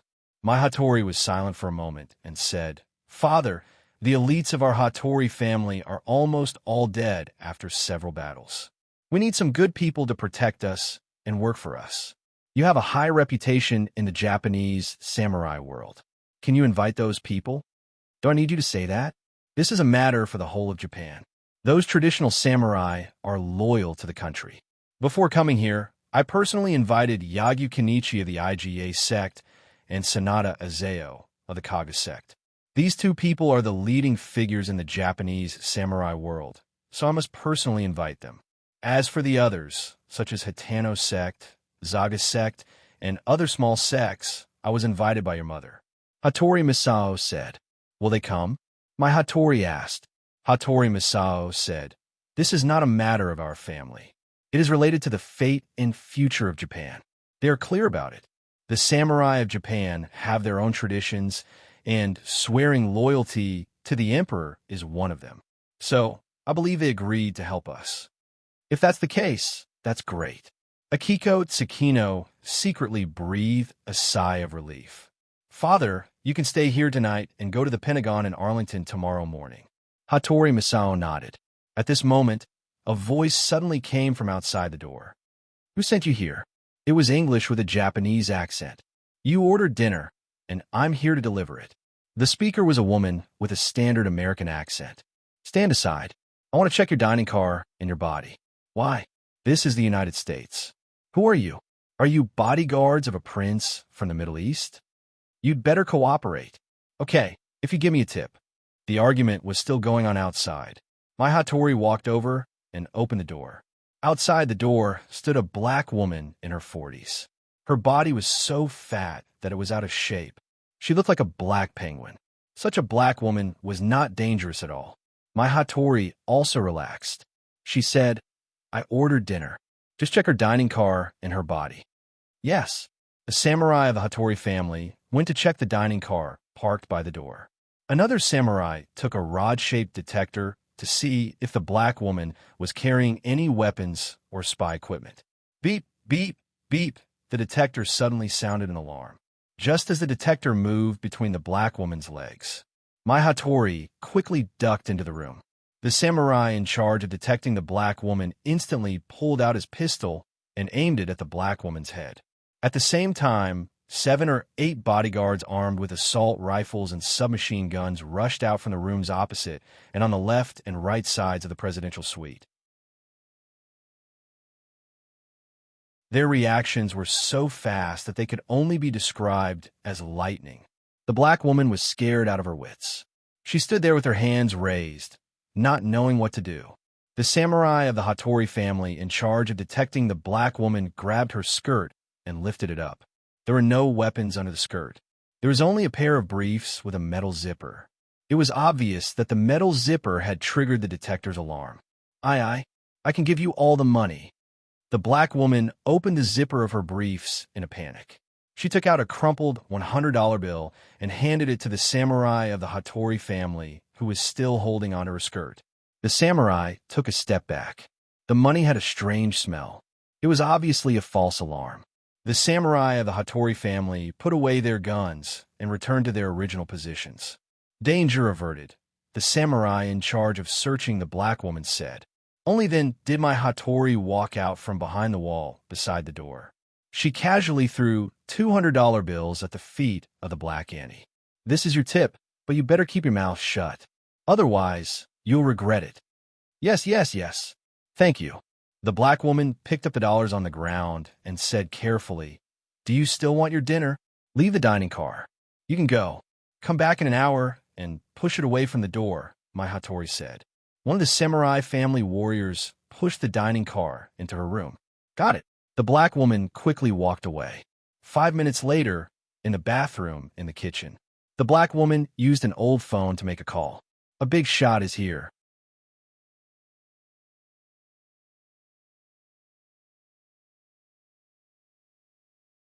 Chapter 1091. The light of dawn dispersed the darkness, and a new day arrived. At night, Las Vegas was brightly lit like a pearl in the night sky. During the day, Las Vegas looked very tired, like an old white man with a hangover. Hattori Misao and my Hattori walked out of the room and walked to the elevator surrounded by a large group of Hattori family samurai. Father, after entering the elevator, my Hattori said, What kind of strategic plan do you think the Pentagon will come up with? I think the United Nations will put pressure on China, and maybe even impose economic sanctions on China. This is the only way the Americans can use at the moment, Hattori Masao said. My Hattori said, China is not Russia. China produces a large share of the world's light industrial products. Europe and the United States can't do without France's cheap goods, and so can we. In addition, China is the world's largest consumer market. The United States Apple phones and the automobile industry, as well as the European and American luxury industries and tourism, are all inseparable from China. Imposing economic sanctions on China is tantamount to imposing sanctions on ourselves. Will those consortiums and the politicians they support agree? Hattori Masao frowned. If economic sanctions don't work, then we may have to apply military pressure. I think the United States and us, and even the NATO led by the United States, will have a big military exercise during this time. It won't be very effective. After all, military exercises are not war. China can completely ignore them. You must have something in mind. Tell me, Hattori Masao said. My Hattori said, the key to the problem is Charlotte and his Rema group. If Charlotte dies, all the problems will be solved. Father, this time when you go to the Pentagon, you must mention that killing Charlotte is the most important thing at present. After a pause, she said, you also have Charlotte's women. Charlotte has 4 women, and they are all pregnant. They will soon give birth to children for Charlotte. I have inherited Charlotte's evolutionary genes. You mean, Charlotte's children must die as well. None of them can be spared. If his children are as outstanding as him, or even surpass him, they will inherit Charlotte's career in the future, and the threat they will bring to us will be 4 times that of now. Akiko Tsukino's eyes flashed with a cold light. Hattori Masao said, what you said makes sense. I will bring it up in the Pentagon. Our Japanese samurai will soon be organized, and you will be in command at that time. Father, I won't let you down, said my Hattori. I will definitely take revenge for Moonblade. While saying this, my Hattori glanced at Hattori Masao's face from the corner of her eye. Hattori Masao's face showed a painful expression, but it quickly returned to normal. A sneer appeared on the corner of my Hattori's mouth. Although she didn't kill Hattori Moonblade, she had the intention to kill him. With Hattori Moonblade's death, she became the only heir of the Hattori family. The elevator door opened. The 4 Hattori family samurai opened the way first. When my Hattori and Hattori Masao walked out of the elevator next to them opened at the same time. 8 family samurai came out of the elevator and went straight to the Caesar Hotel's entrance. In the lobby, a large group of military bodyguards had been waiting there for a long time. Some of them were on guard duty, while some went to drive. Father, please wait. I have something to give you, said my Hattori. What is it? It's an analysis report on Charlotte and Rema Group. You'll need it when you go to the Pentagon. I was in a hurry just now, so I forgot to give it to you, said my Hattori. I'll wait for you in the car, said Hattori Masao, and then walked to the lobby's entrance. My Hattori entered the elevator and reached out to press the number 27 on the elevator's keyboard. But her room was on the 28th floor. The elevator stopped on the 27th floor. The elevator door opened, and an identical woman appeared at the elevator's door. She wore the same clothes as my Hattori, and she held a document bag in her hand. When she saw my Hattori, she respectfully bowed. This woman was her substitute. Go, give it to him, and then come back, said my Hattori. My Hattori's substitute nodded, and then entered the elevator. My Hattori entered a room on the 27th floor. There was a makeup box and a hotel staff uniform in the room. Want to kill me? I'm not a woman who will die so easily, my Hattori said to herself. At the entrance of the Caesar Hotel, Hattori Masao got into a Mercedes-Benz. This car was bulletproof. He sat on the sofa in the back seat and said to the driver, wait a little longer. 3 minutes later, my Hattori's substitute appeared at the door. She strode to the Mercedes-Benz. Hattori Masao rolled down the window, waiting for my Hattori to give him the document. My Hattori walked to the side of the Mercedes-Benz and reached out to hand the document bag into the car. When Hattori Masao took the document bag, she turned and left without saying a word. Hattori Masao frowned. How rude. Boom. A station wagon parked beside the Mercedes-Benz suddenly exploded, and the violent shock wave instantly lifted the Mercedes-Benz from the ground. Walala. All the windows of the Caesar Hotel were shattered. Boom. The Mercedes-Benz fell to the ground, and the windows were shattered, and the body of the car was deformed. It was indeed bulletproof, but it could only defend against bullets from pistols and submachine guns. It was difficult to defend against sniper rifle bullets, let alone bombs. The shockwave of the explosion shattered the windows of the Caesar Hotel, and the chandeliers swayed from the ceiling. The frightened crowd fled in panic, and screams and cries mixed together. Akiko Tsukino's substitute, who was thrown to the ground by the shockwave of the explosion, struggled to get up. But just as she got up, and before she could take a step, a bullet flew from the roof of the opposite building and pierced into the back of her head. Puffed. There was a sound like a watermelon smashing, and blood splattered. Akiko Tsukino's substitute suddenly lost half of her head. Her body fell to the ground, and her feet twitched reflexively. Several Japanese military bodyguards who survived the explosion rushed to the burning Mercedes-Benz. At the same time, another bullet flew from the roof of the opposite building. Puff! Hattori Masao, who didn't have time to open the car door and escape, suddenly had a fist-sized hole in his head. His head hit the car door, and he didn't move again. He's on the roof of the opposite building. Block all the exits of that building. A Japanese military bodyguard pointed at the opposite building and shouted. The few surviving military bodyguards ran to the opposite building. On the roof of the opposite building, Chien-jun, who was lying on the edge of the rooftop, pressed the muzzle down and pulled the trigger at the same time. The XL 2500 sniper rifle with a silencer vibrated slightly, and a bullet whistled out, accurately piercing the head of the guy who commanded the military bodyguards. The guy was crossing the road quickly. After being shot in the head, his body fell on the road, and then under the effect of inertia, he slid forward. A pickup truck that couldn't stop in time ran over 2/3 of his head, and his head suddenly stuck to the road like a piece of brown paper. The next second, another military bodyguard who was crossing the road fell on the road. The rest of the people didn't dare to rush forward, and they turned around and ran back. On the roof of the opposite building, Chien-jun climbed up from the edge of the rooftop, quickly disassembled the XL 2500 sniper rifle, and then put it into a suitcase. He dragged the suitcase to the other side of the rooftop, grabbed a rope that he had tied in advance, and threw it downstairs. After the rope was straightened, he grabbed his body, carried the suitcase in one hand, and directly slid down the rope. Downstairs was an alley, and at the exit of the alley was a station wagon. Chien-jun sprinted to the exit of the alley, opened the door, and got in. The driver was none other than the black woman who worked the night shift last night. As soon as Chien-jun got in the car, the black woman started the car, entered the street, and then drove in the direction of Pondé Town. While driving, the black woman glanced at Chien-jun through the rearview mirror, and her eyes were filled with awe. Chien-jun took out the satellite phone and dialed a number. "Boss, it's done. Not only my Hattori, but also Hattori Masao." "Well done." Charlotte's voice came from the satellite phone, and there were the sounds of a few women chattering on the side.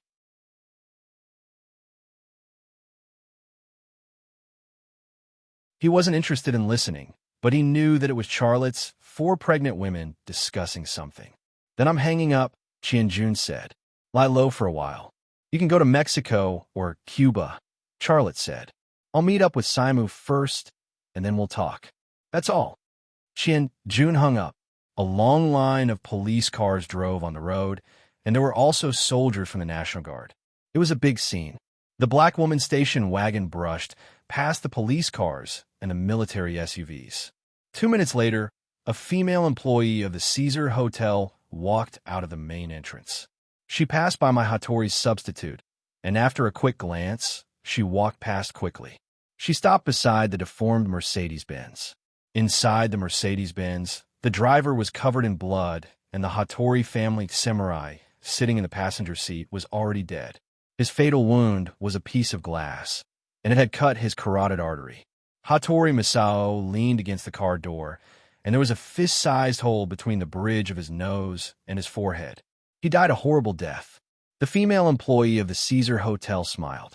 Father, only with Hattori's death will the United States and Japan use more forceful methods. The samurai you invited will also work for me out of anger. As for me, I will inherit everything in the Hattori family. So, your death is very valuable. Hattori Misao couldn't hear these words. He must have regretted not shooting her against the wall. You're tuning in to the Warrior Lore YouTube channel. Don't forget to subscribe and join us on this journey to catch the most captivating stories.